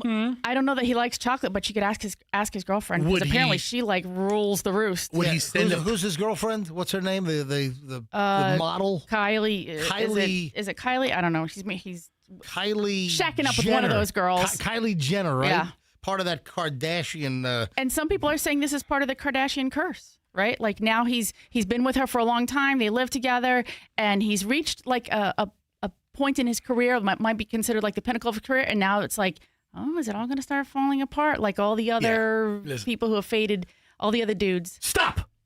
Segue time. Leave Britney alone. So now the report is that Britney fired her sobriety coach prior to the DUI. That's a bad move. Yeah. Wow. I'm sorry, I cannot leave Britney alone. I genuinely have a care for Britney Spears. I like Britney Spears. Britney is having problems. I got a little backlash when I said that I don't know how much longer Britney is going to be breathing air on planet Earth because she's exhibiting signs of self-destruction. I mean, I hope nothing happens to Britney. But now she apparently fired her sober coaches weeks before she was busted for DUI last week out in California. Wow.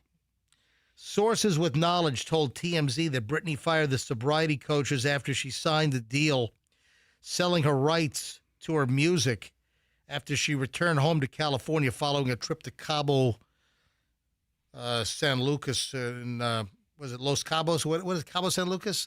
Right? Mexico. Yeah. Britney also fired other people looking out for her, including security guards who kept an eye on her. And then, of course, she was busted last week. Last Wednesday night, she was busted out in Ventura County, which is the county just north of L.A., north of Malibu. Yeah. Britney's having a tough time. Wow. So I hope Britney survives, but things are not looking good right now. She seems to be in another one of these spirals. 8:54 at the MJ Morning Show here on Q105, 104.7 FM. When we get back, people are concerned about Michelle and me. Why? Somebody is calling out Andrew. We need to call a Department of Motor Vehicles phone line. I will explain what. There's just a lot of. I'm looking at the pile of stuff we got to get to, and we are jammed next here on the MJ Morning Show on Q105, 104.7 FM. When it is time for window and door replacements, folks, there is only one company to call, and that is WeatherTight Windows and WeatherTight Mike. What is it about WeatherTight Windows that's going to work for you? I'll tell you right now what's going to work for you regarding WeatherTight Windows, and that's the fact that WeatherTight Windows has the best installation of the best product. So WeatherTight Windows, they only install PGT custom windows and doors. Made here in Florida, engineered here in Florida. They know the Florida climate. That's why you want PGT custom windows and doors. And then you get WeatherTight Mike, based right here in the Tampa Bay area, and you get the best installation. You got to have the combo platter, folks. You can't have a great window and lousy installation. You can't have a lousy window and great installation. You got to have them both. And that's what you get from WeatherTight Mike. WeatherTightWindows.com. Protect your family. Now is a great time. If you're looking to get the hurricane-rated windows for your house, do it now. Don't wait until the start of hurricane season when there's a mad rush. WeatherTight Windows for your window and door replacements. Please tell them that MJ sent you. WeatherTightWindows.com. And don't forget the cookies. When your air conditioning needs some help, when you need some help, when you're burning up, when you're sweating like a hog because your AC's broken, who do you call? It's time for a rescue. Call Air Rescue. So Plan B Air Conditioning is now Air Rescue. Air Rescue's already been around for over 70 years in the Tampa Bay area. Let's take a look at that for a second. You got to be a pretty good company to be around for over 70 years in the Tampa Bay area. So Kenny owned Plan B, also owner of Air Rescue. They just merged the two companies. Instead of having two different names, just one company now, it's Air Rescue. If you call Air Rescue, if they're not there when they say they're going to be there for the appointment time, you don't pay the diagnostic fee. They wipe that sucker out. Get 10% off when you mention me, MJ, on your air conditioning repair, new installation. Great finance offers now on high-SEER systems like 0% APR. AirRescue.com. 888 Never Wait is the phone number. AirRescue.com for any air conditioning and heating needs. And tell them that MJ sent you. Speaking of your home, Mark Spain Real Estate wants to sell your home hassle-free with a strong all-cash offer. So sell it. Sell your home. Guaranteed offer from Mark Spain Real Estate. You choose when you want to move. You don't have the hassles of open houses and stress, and there are no showings. That's why I recommend Mark Spain Real Estate. You know, the Wall Street Journal and Real Trends have consistently named Mark Spain Real Estate as the top real estate team in the U.S. for closed transactions for 9 years in a row. People love Mark Spain Real Estate, like Tracy, who said the guaranteed offer from Mark Spain Real Estate was fantastic. It could not have gone any better. We received an offer that was higher than what we were expecting.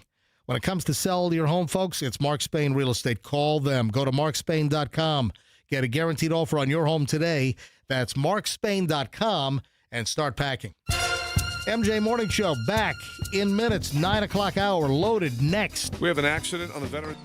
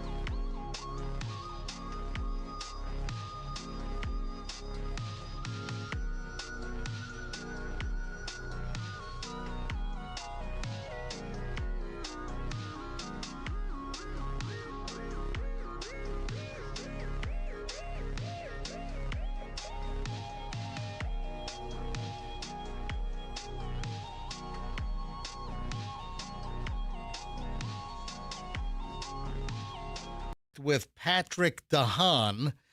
Does that name sound familiar? Patrick DeHaan Fester, does it? Does it ring a bell? Yeah, I know who that is. Patrick DeHaan. Who is Patrick DeHaan? Isn't he the gas buddy guy? He's the gas buddy guy. Yeah. Yeah. And I think he might have moved from like Chicago to the Tampa Bay area. I think he might actually live here now. I think, is it full time? I thought he was like splitting time between locations. And I was like, hey, give us a call next time you're in town, and MJ will take you to dinner. And I never followed up with him. So. But He anyway, might be pissed at us. I wanted to get, he's not pissed at us. He might be. I wanted to get Patrick DeHaan on the phone. We got him. Andrew just got him regarding gas prices because, man, they are spiking.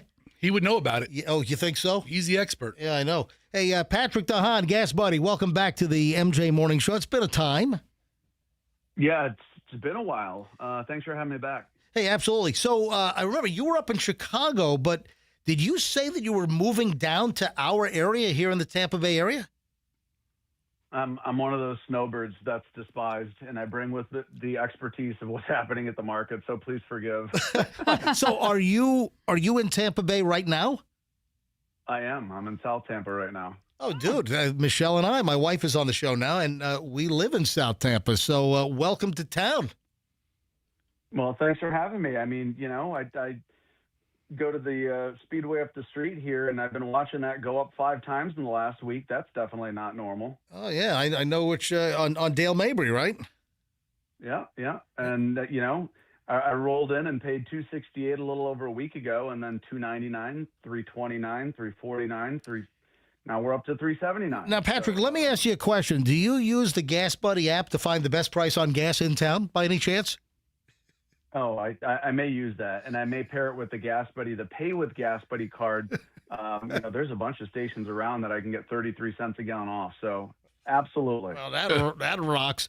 All right, so Patrick, obviously the reason why I am buzzing you is, folks, you probably recognize the name. You've been on CNN and Fox News Channel, and you've been on you pop up on ABC World News Tonight and NBC Nightly News. I mean, when gas prices go up, the news operations go to Patrick DeHaan from Gas Buddy. They've got the app, the website, all that.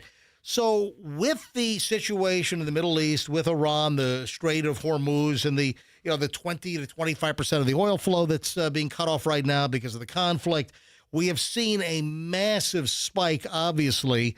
On the way in this morning, Patrick, the 7-Eleven on 4th Street North in St. Pete, right off of the Howard Franklin Bridge, because our studio's on the St. Pete side.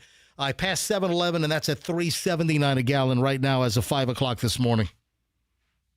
Yeah, everybody's about at $3.79. I watched that late yesterday afternoon. I've been waiting for these. And for those that don't know, prices in Florida now move very much like they do my neck of the woods up north. We call it price cycling, where you probably noticed it. It was $2.99 prices every week, in January and February. After about a week, they go up to $2.99. They trickle down, $2.80s, $2.70s, maybe $2.68.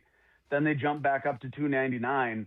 That price cycling happens every week, but now we've gone up to, almost $3.79, and all of that difference really, most of it has to do with what's happening in Iran. Some of it has to do with the changeover to summer gasoline.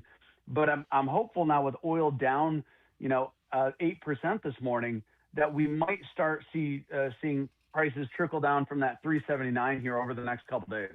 All right, so oil hit like $120 a barrel yesterday, but then pulled back to like 85. So you're saying we're down another 8% from 85? Well, the 85 you saw was electronic trading, so it was not. Yeah. So what I'm saying is now on the market today, because that 85 yesterday was not. I don't want to get into the whole weeds of the electronic markets, but we're at about 89 today, and from yesterday's close, which is about 94, that's officially down 5.5%. What you saw last night was, after hours activity. Okay. But that's where we are now, $89 a barrel, down 5.5%. So that's actually gone up a little bit in the last hour. I know the president, or I should say the Secretary of War, Secretary of Defense, they had a press conference, and I didn't get to watch it, but, whenever high-level officials in the U.S. have a press conference and talk more, that can obviously cause reactions in the price of oil. Which may be happening here this morning. We were down to 85. Now we're back up to 89. And what people care about is how much am I paying at the pump? And to see regular gas shoot up to $3.79 when we were sitting just a couple of weeks ago at I saw $2.85. I saw some great numbers. And now to be up almost $1 a gallon over the course of 3 weeks or a month, that's what people really care about. Yeah. And you know what else what bothers me? And I've always heard the term downward sticky pricing, how the gas goes up rapidly, but it comes down much slower proportionally. And I heard that described by an industry guy years ago as something called downward sticky pricing.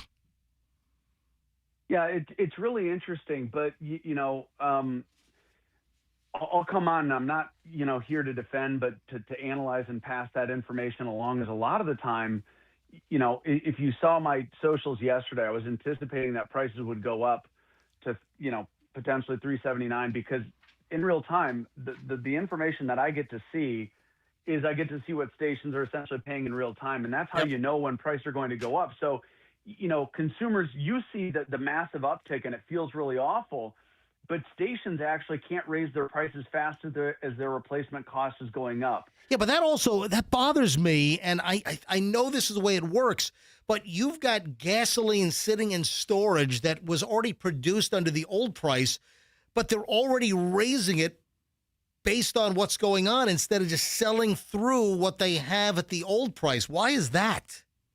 Well, that's a complicating factor. Everything is essentially at the market price. And during COVID, it didn't take 2 months for prices to plummet either.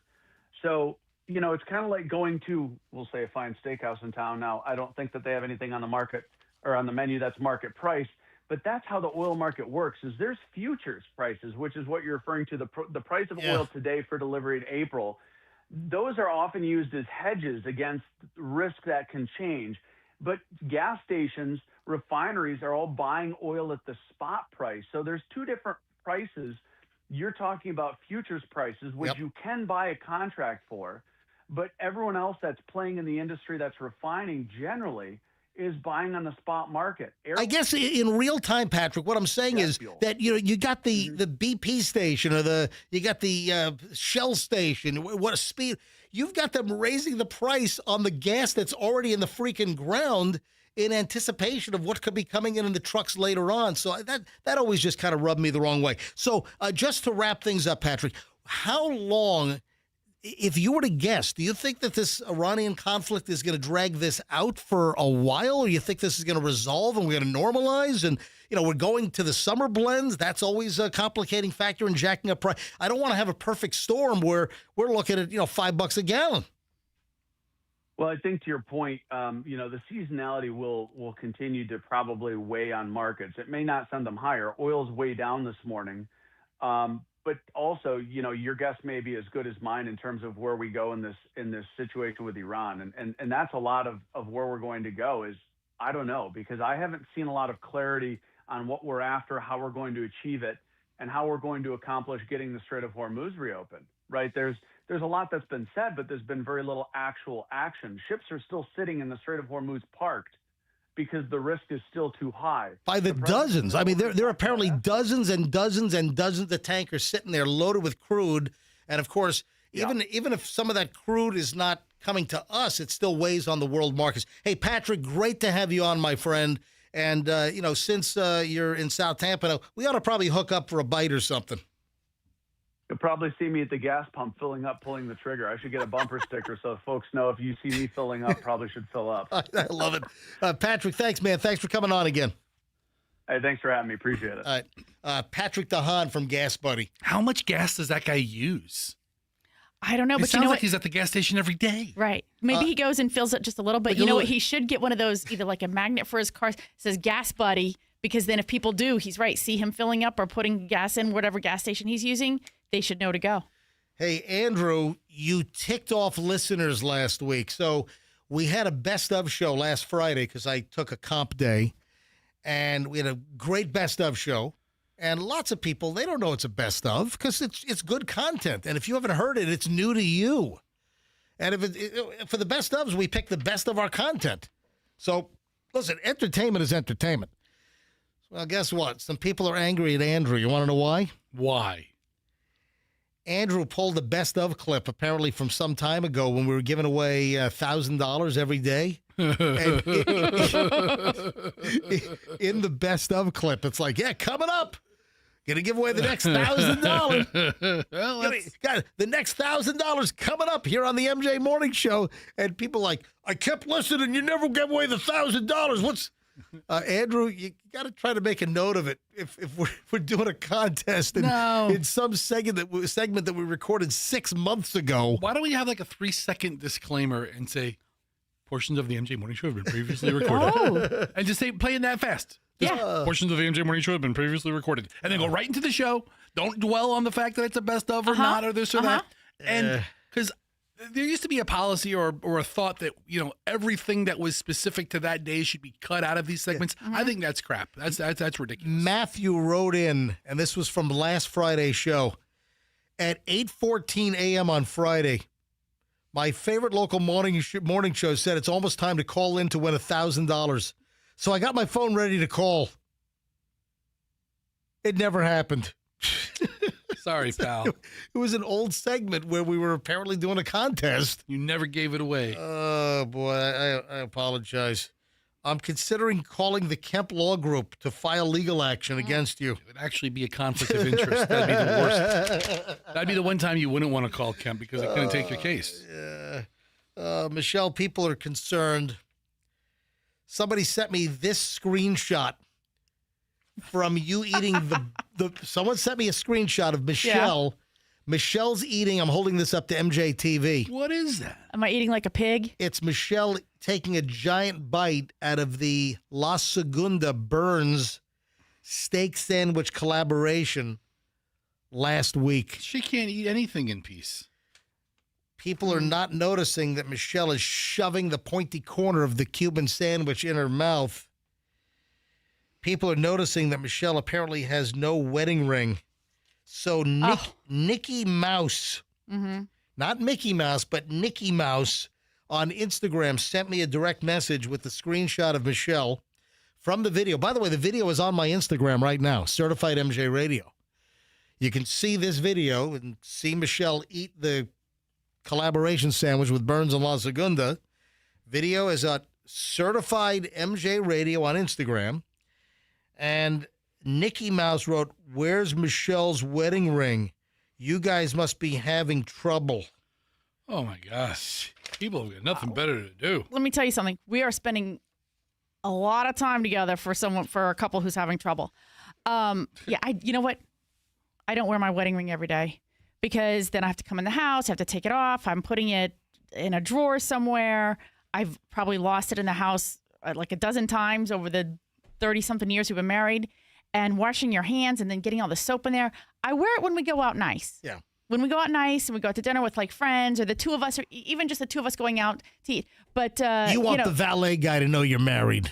Right. But on a Saturday morning when we were like hustling over there, I don't know whether that was Friday or Saturday morning. I never use the valet. Yeah, I know. Valet's a break. I'm not worried about wearing. What'd you say? I said, give the valets a break. I never used a valet. I don't want valets. I don't want driving. people touching my car. I don't want exactly. I don't. We give a valet a break. So anyway, Nikki, if you're watching MJ TV right now, please notice my fingers. I have not worn a wedding ring since the day we were married. Literally, the ring was put on my finger on June 26, 1994 at, what was that, about 7 p.m.? No, much earlier. What time was that? We had an early wedding. Did we? Do you not even remember? I don't remember what time it was. I think you got a better rate if you had it at 9:30 in the morning. So exactly. The ring went on my finger at the ceremony. Mm-hmm. It came off. I don't even know if I wore it at the reception that night. You'll have to look at pictures. Yeah, we'll have to see. But I have not worn that ring since the 26th of June, 1994. That is coming up on 32 years. And look at us. No ring on my finger. Look at Fester the Putz over there with a ring. Well, yours is stuck on. He's got a ring on. Mine couldn't come off if I wanted it to. Mine's my fat has enveloped. Enveloped. Enveloped. Yeah, that's a good word. Is that the word? Enveloped. Yeah. Because look, it's like you can't even get it off. Doesn't come off. Yeah. Maybe use some butter. Yeah, I use butter. You'd have to go to South Tampa Station 14 and have them use the jaws of life to get that off your finger. Once in a while, if I sleep on it wrong, my finger turns purple. Yeah, so I just got to work it out.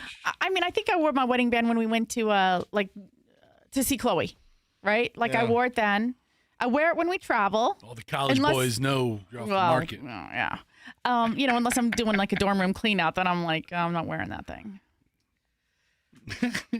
I want to play did you say all the college boys? All the college boys. Oh my gosh. Louie, who's your hot older friend? Can I move on now? My mom. Can I move on? Who's the mom? Who's the hot mom in the dorm? Who's the mom? All right, can I move on now? So I want to call the Minnesota Department of Motor Vehicles. Okay. Yeah. Why do I want to call the Minnesota Department of Motor Vehicles? Have you ever been to Minnesota? I have, yes. I've been to every state in the country. I've been to all contiguous United States, sans one. That's right, I know. And I've been to Alaska and Hawaii. I've been to every single state in this country except for North Dakota. That is the only state that I've not been to in this country. I want to call the Minnesota DMV because I saw something interesting last night while I was out in the Prepoverse prepping the show. And the Department of Vehicle Services in Minnesota, they are asking their customers to pick which music you'd like to hear on hold when you're on hold for 7.5 hours. Oh, that's customer service, dude. I like that. It is. So there are like 4 options: jazz, pop, or rock. And I've got 4, and I've got a phone number to call. Did you say pop twice? No, I said pop and, I did. You're right. Jazz? So there are 2 pops. So option 1 is jazz. Option 2 is pop. Option 3 is pop number 2. Okay, all and right. then number 4 is rock. So, Okay, yeah, I got it. All right. Just be sure I'm I said, hang on, let's dial this thing up. So I'm calling the Minnesota Department of Motor Vehicles. 469 is the area code. 397 3737. What would you want to listen to, Michelle? Well, it depends on what the options are. Well, jazz, pop, Thank you for pop, helping or us rock. select the new music for our automated Rock. system. There are 4 pieces of music to pick from. Okay. You can listen to each by pressing options 1 through 4 by using your telephone keypad. no. You can change music at any time. son of Once a- you have listened, you can vote It's not at going to work. drive.mn. I can't push anything. Can you press the receiver? No, I can't. I got to get the engineers. I got to be able to push buttons on a touch tone system. I'll tell you what I'm going to do. We'll have to do this on my cell phone. Also, I was asking them to hook up the wire so I can use my cell phone on the air, but they haven't. That hasn't They been said you figured get the out. wrong either. wire. Yeah, that hasn't been figured out yet either. They said you can't do it. I get big problems. All right, so I'm just going to have to call up and hold my cell phone to the microphone when we get back. It actually sounds better than our phone line. So don't make it sound like It's a negative. actually pretty comparable, to be quite honest. All right, let's take the break. When we get back, we'll listen to the DMV options, and I'll be able to choose by calling on my cell phone and holding it up to the microphone, like Gilligan's Island, as primitive as can be, but it works. Next, and a whole lot more. We got a long segment in minutes, final chunk of the day. So don't move. You're gonna want to hear all this crap. Trust me. Next on the MJ Morning Show here on Q105, 104.7 FM. It is time to get a Genesis. Man, people love these Genesis cars and SUVs. I know, because my family's had like 5 of them. My mom just got a brand new Genesis GV70, which is that good-looking SUV from Genesis. Julian, my son, he rented a Genesis from Hertz at the airport last summer for a film project he was working on. And Julian's like, man, Dad, this car's fantastic. And I drove with him. He's like, man, I would buy this car. To hear a 21-year-old kid say, man, this car is great, I would buy it, that says a lot. If you're looking for Genesis, the good news is that Hillsborough County and Tampa, you now have a Genesis dealer. Prior, there was a drought. There was no Genesis dealer in Tampa or Hillsborough. Yeah, you had to go to a different county. And now Genesis of Tampa is opened up. If you want a great deal on Genesis, buying, leasing, you want great Genesis service, you're in a different county, you want to come over to Tampa and shop around and get the best price, you will at Genesis of Tampa. Tell them that MJ sent you. That's genesisoftampa.com.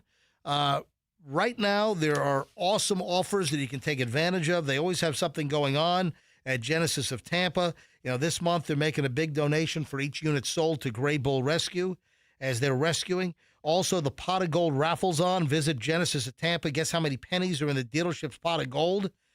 Guess correctly, win $500 cash. Just show up and look at the pot of pennies. Guess how many are in there? Boom. Win $500 if you're right. All right, Genesis@tampa.com, and tell them that MJ sent you.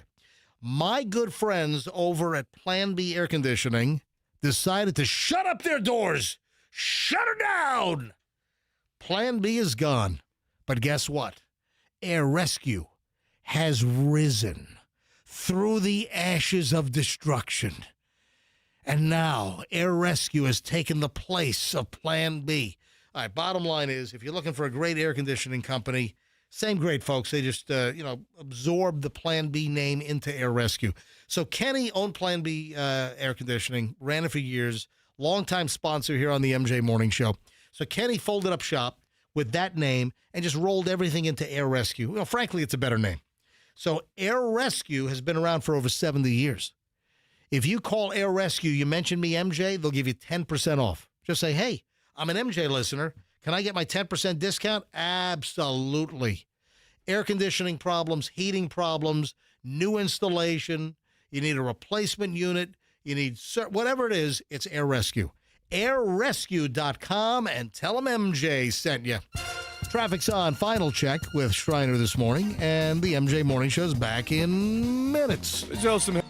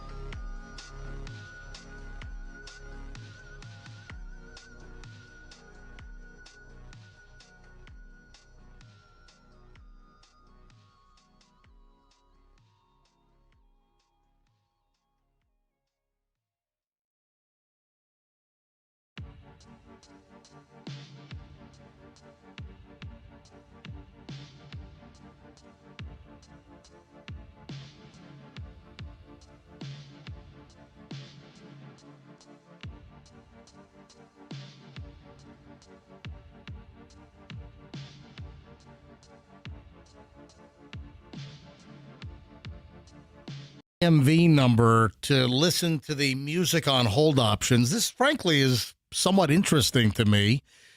I'll do that momentarily, but in the meantime, we've had something develop here on the MJ Morning Show.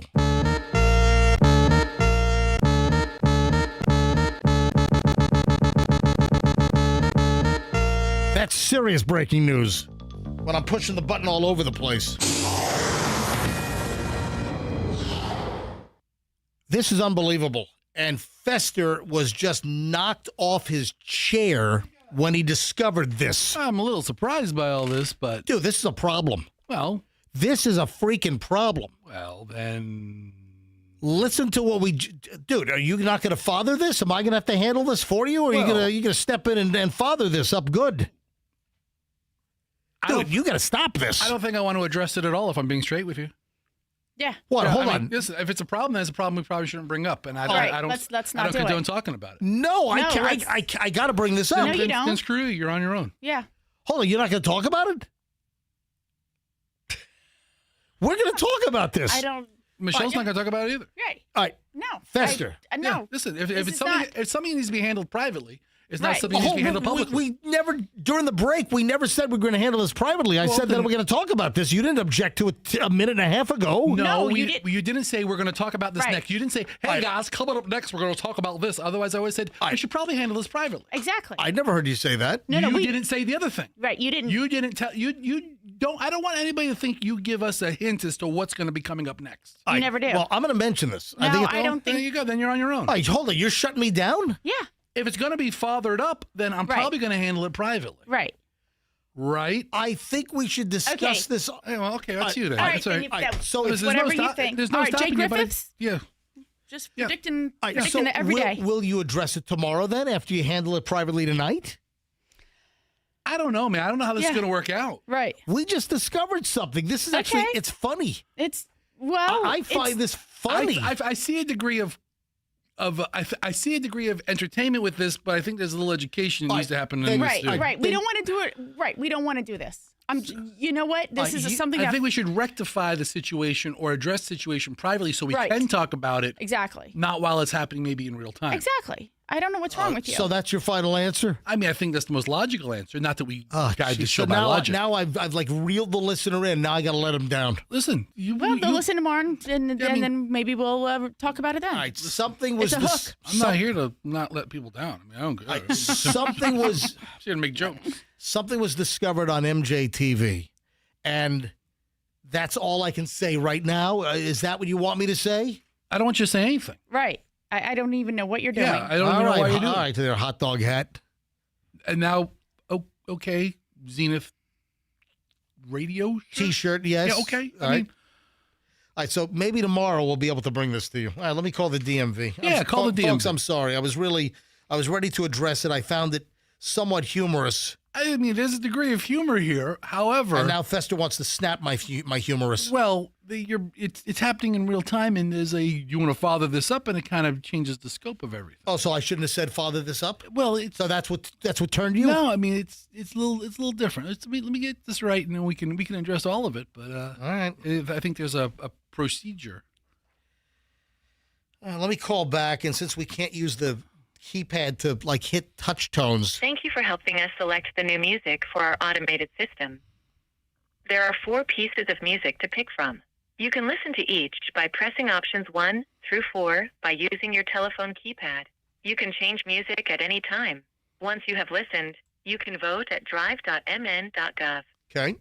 When you are ready to start, make your first selection. The Department of Motor Vehicles in Minnesota wants people to select the music on hold. Make your next selection. Right. You can press numbers 1 So through 4 on your telephone. You're going to be on hold for hours at a time, so they want you to pick the music you like best. All right, so here we go. Let me push 1. Please make your next selection. You can press numbers 1 through 4 on 1. your telephone keypad. 1. Is that the jazz? That's option 1 is jazz. Oh, I've heard that music before. Where have I heard this? Yeah, I've heard this music on hold before. This is like... All right, that's the jazz option. That's good. That's good hold music. Can I just push 2 now for the second one? Yeah. You know, I think I've heard these before. On hold. All right, that's number 2. Let me push number 3. All right, so we played jazz was number 1. Number 2 is pop, which is this one. And then there's another pop. Let me push number 3. Hold on. Here we go.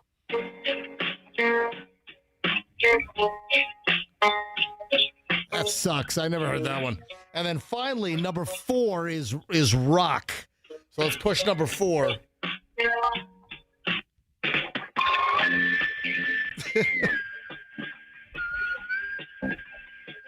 Doesn't sound like rock to me. Sounds like some jammed up elevator music is what it sounds like. Yeah, like rock music or something. Anyway, so there they are. It's the Department of Motor Vehicles in Minnesota. They want you to pick options 1, 2, 3, or 4. What music you want to hear on hold when you're on terminal infinite hold. I think I liked jazz and pop 1 the best. Yeah, I think you're right. Yeah. I think jazz and pop 1. All right. Well, there we go. Then you can go to their website and vote. Yeah, I don't think I'm going to do that. I don't care that much about anything in Minnesota. Yeah, either do I. But I thought it was interesting that they're giving their citizens a chance to vote on the freaking on hold music. For the people. Well, what can they vote for while you wait in line for hours at their offices? Seriously? Yeah. What kind of room freshener scent gets sprayed out every 20 minutes? Is there any kind of information on exactly how long you're on hold? If I'm on hold for so long that I have to pick the music, I don't want to call you at all. I don't know. Hey, have we found out, Michelle, did you look up where you apply for this gimmicky chief tasting officer for Wendy's? Did you look this up? I did not. I asked you to do that earlier. You did. So, Fester, did you see that Wendy's is looking for a chief tasting officer? Obviously, this is a promotional gimmick. The title of the new position is CTO, Chief Tasting Officer. The company is Wendy's. Yep, that Wendy's. The pay is $100,000. Job type, dream. Location, remote. Travel, light. Mostly to your local Wendy's and or the couch. Start as soon as possible. Yeah. Required credentials, a human mouth, a pulse, opinions, creativity, and taste. And they write, yes, this is real. Yeah, you just go to Wendy's chieftastingofficer.com.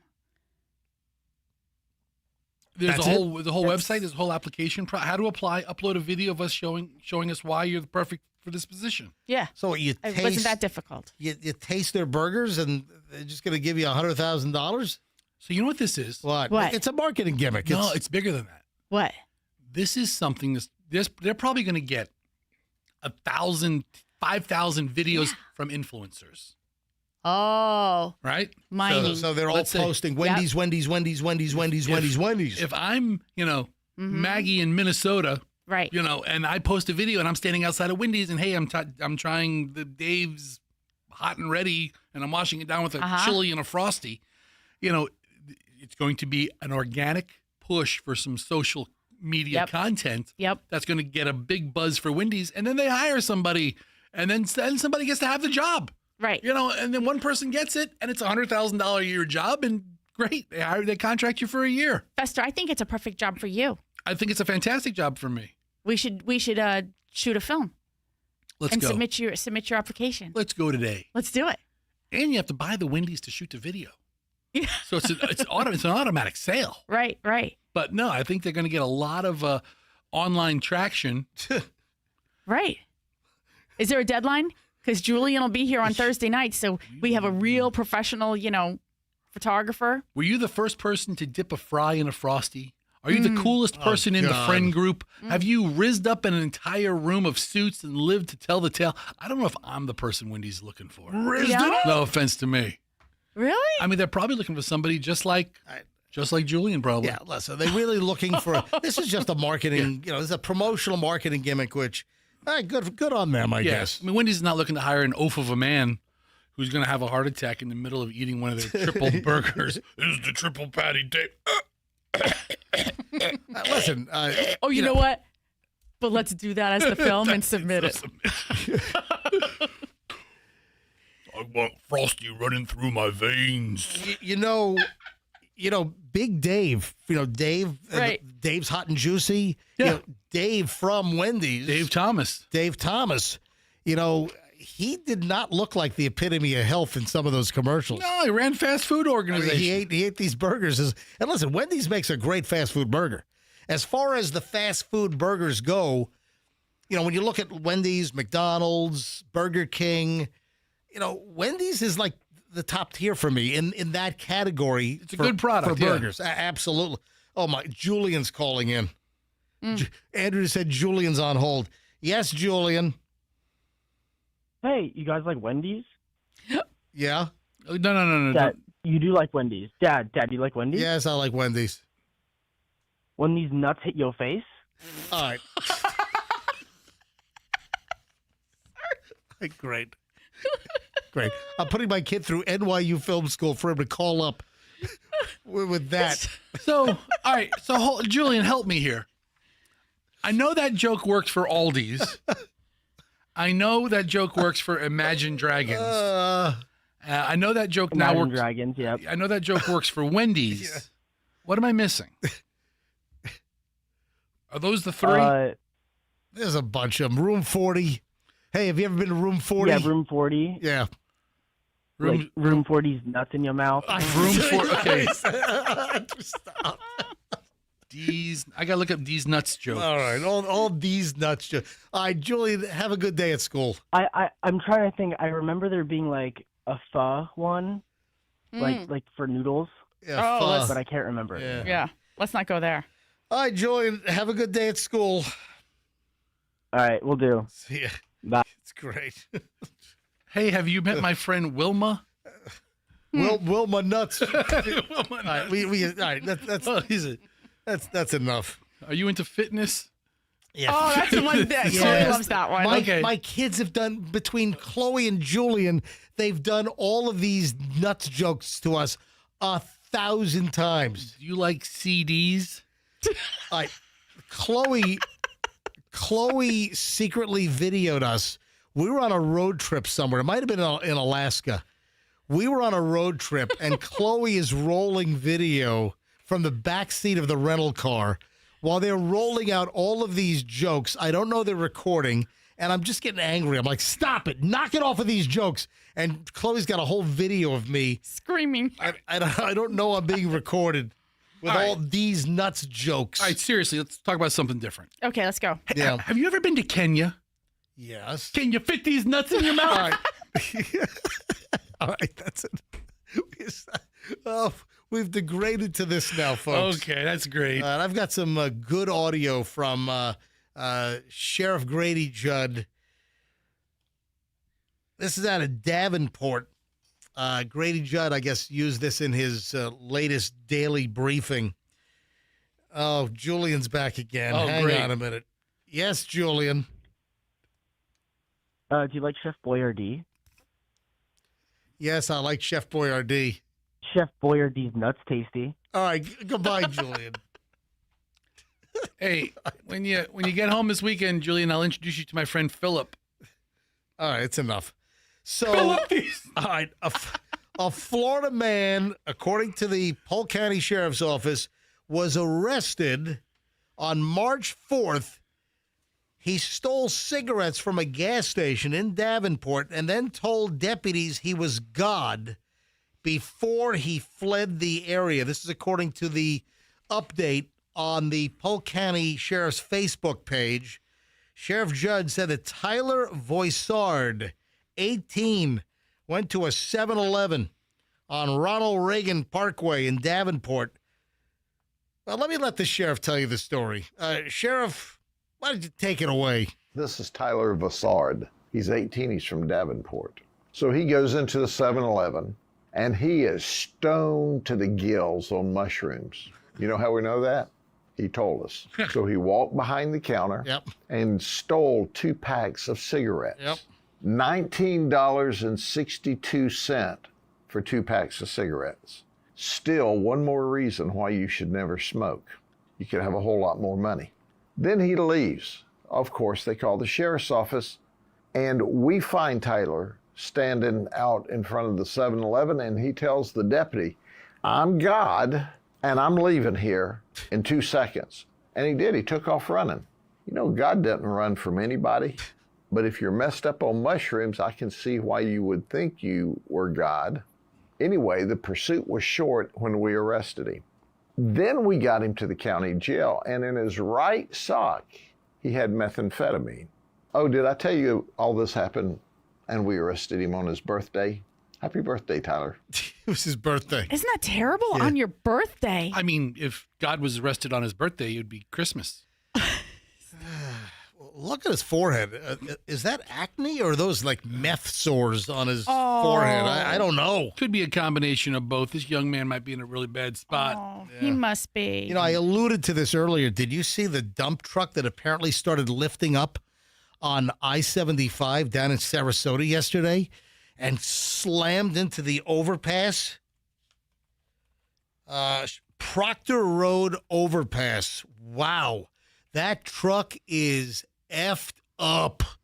That dump, and luckily they're saying that the dump truck did not cause permanent damage to the overpass.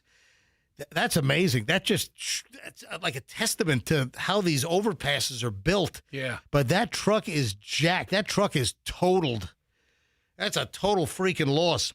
So you had 2 northbound lanes on I-75 closed in Sarasota just before 4 p.m. yesterday. They reopened. This truck was fully extended. Oh, yeah. So the driver, no habla inglés. So the driver didn't read any, reading, nothing.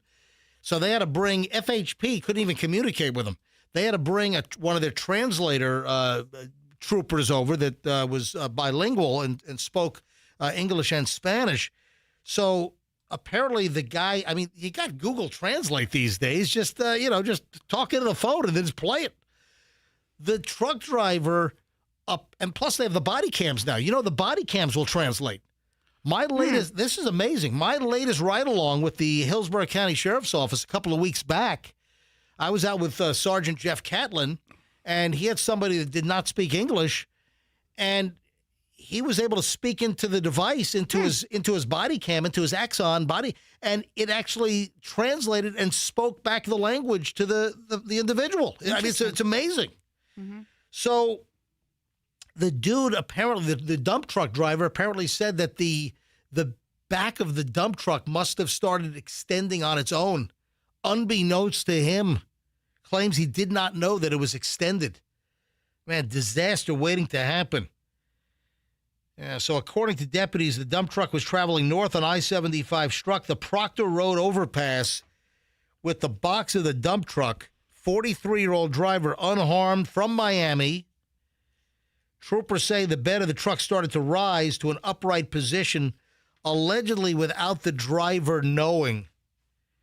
Nobody tooted as they drove by the guy. He simply advised that he did not realize that it had occurred. Obviously, this is something that we're going to investigate. Yeah, good idea. Yeah, the dump truck and a load of gravel were still under the overpass for some time. Gravel on the outer lanes of I-75. Think about it. If that truck went up with gravel, oh, God. All the rocks hitting cars behind them, the broken windshields. Oh, I'm sure people got peppered. I hate those trucks. Yeah. I hate to see them. I avoid them at all costs. Listen, knock on wood, but we had like 3 chipped windshields within like a 2-year period during the construction on the Howard Franklin, and we've been lucky. I have not had to make a trip to Mike's Auto Glass, the best around. I haven't been to Mike's now in a couple of years because luckily we haven't. Watch, on the way home I'll get a freaking chip. But I stay away from those rock haulers, dump trucks, man. You know, sometimes even when they have those black tarps pulled over, stuff is still flying out of those things. It's not really the best seal. Yeah, it doesn't stop all of it. Kind of sucks. Yeah, it does. Yeah. So, what a mess. Total disaster zone. Hey, you know Nicole Kidman, you know how much she got paid to do the AMC thing, Michelle? I saw this in your pile. I thought we did a story a while back that she was paid to do that promotion or that commercial before the AMC movies. But in your story, it says... Yeah, listen. So this is Nicole Kidman. If you go to an AMC theater... Heartbreak feels good in a place like this. Heartbreak feels good in a place... Was she on one of the shows? Was she on Fallon or something? Or Where's that other... Oh, is that from Fallon? That's right. Oh, that. So she was on Jimmy Fallon. Mm-hmm. And I guess this is where she made the revelation. Heartbreak feels good in a place like this. Oh, she's doing that live. That's her live. Oh, yeah. That's her line. That Yeah, was, yeah. Okay, I was hoping to get the audio from the actual AMC thing. Is that next? Is that the whole... no. All these are from Jimmy Fallon. All right, so she was recreating the line on Fallon because she does that intro for AMC theaters. Now, apparently, she recorded that in the middle of COVID. Right. You know, to try to get people back to the theaters. So she recorded that, and she claims that... The weirdest thing about that was it shows you when something, I had no idea that thing was going to work. And we did it out of the purest of intentions because Billy Ray, who's a writer friend of mine, I called him up. I said, should we do this? We need to help the theaters. It's COVID. It was during COVID when we did it. Yeah. And the crew that I was working with on being the Ricardos, I said, would you guys be willing to do this? And Jeff Cronenworth, who was shooting, he was the DP, he was like, I'll direct it. Called in all these favors. And we did it, called in all these favors. We did it for nothing, and then it went off. So. Good for you. Thank you, and thank you for supporting cinemas. Yeah, thank you. So there you go. So she did not get paid. She did it for free. She did it for nothing, nada. Bubkus. Did not get paid for that. But also, I think all the crew that she was working with, I think what she's explaining there is that Everybody they all volunteered because their jobs were in a precarious position, especially at that moment in time, and they wanted to help support movie theaters and people going to the movies. Is it terrible to say that when I think of Nicole Kidman, I only think of heartbreak? Oh, is that right? Because she broke up with Tom Cruise after being married 10 years. Yeah. Then she meets Keith Urban, and I was mildly happy from afar that these two Australians found each other. Sure. And now he's like banging the tambourine player or something. Oh, is that right? They broke up, right? Wasn't that news that Keith Urban and Nicole Keith Urban was having relations with someone in the band on the road. Yeah, but it was that. I thought it was a guitar player, but I think she did. I think you're right, Fester. She might have also done the tambourine. It wasn't a tambourine banger. It was a guitar player. Oh, it makes it so much better. No, I think she was multi-instrument talented or whatever they call it. It takes a lot of talent to bang a tambourine. Okay, you know what? That's disparaging Stevie Nicks, so you better back it off. Oh, sorry. But their divorce was finalized in January of this Yeah. year. They were married 19 years, and just I agree with you. Yeah. Nicole Kidman's like a marital You know tortured what? soul. She should follow her own line.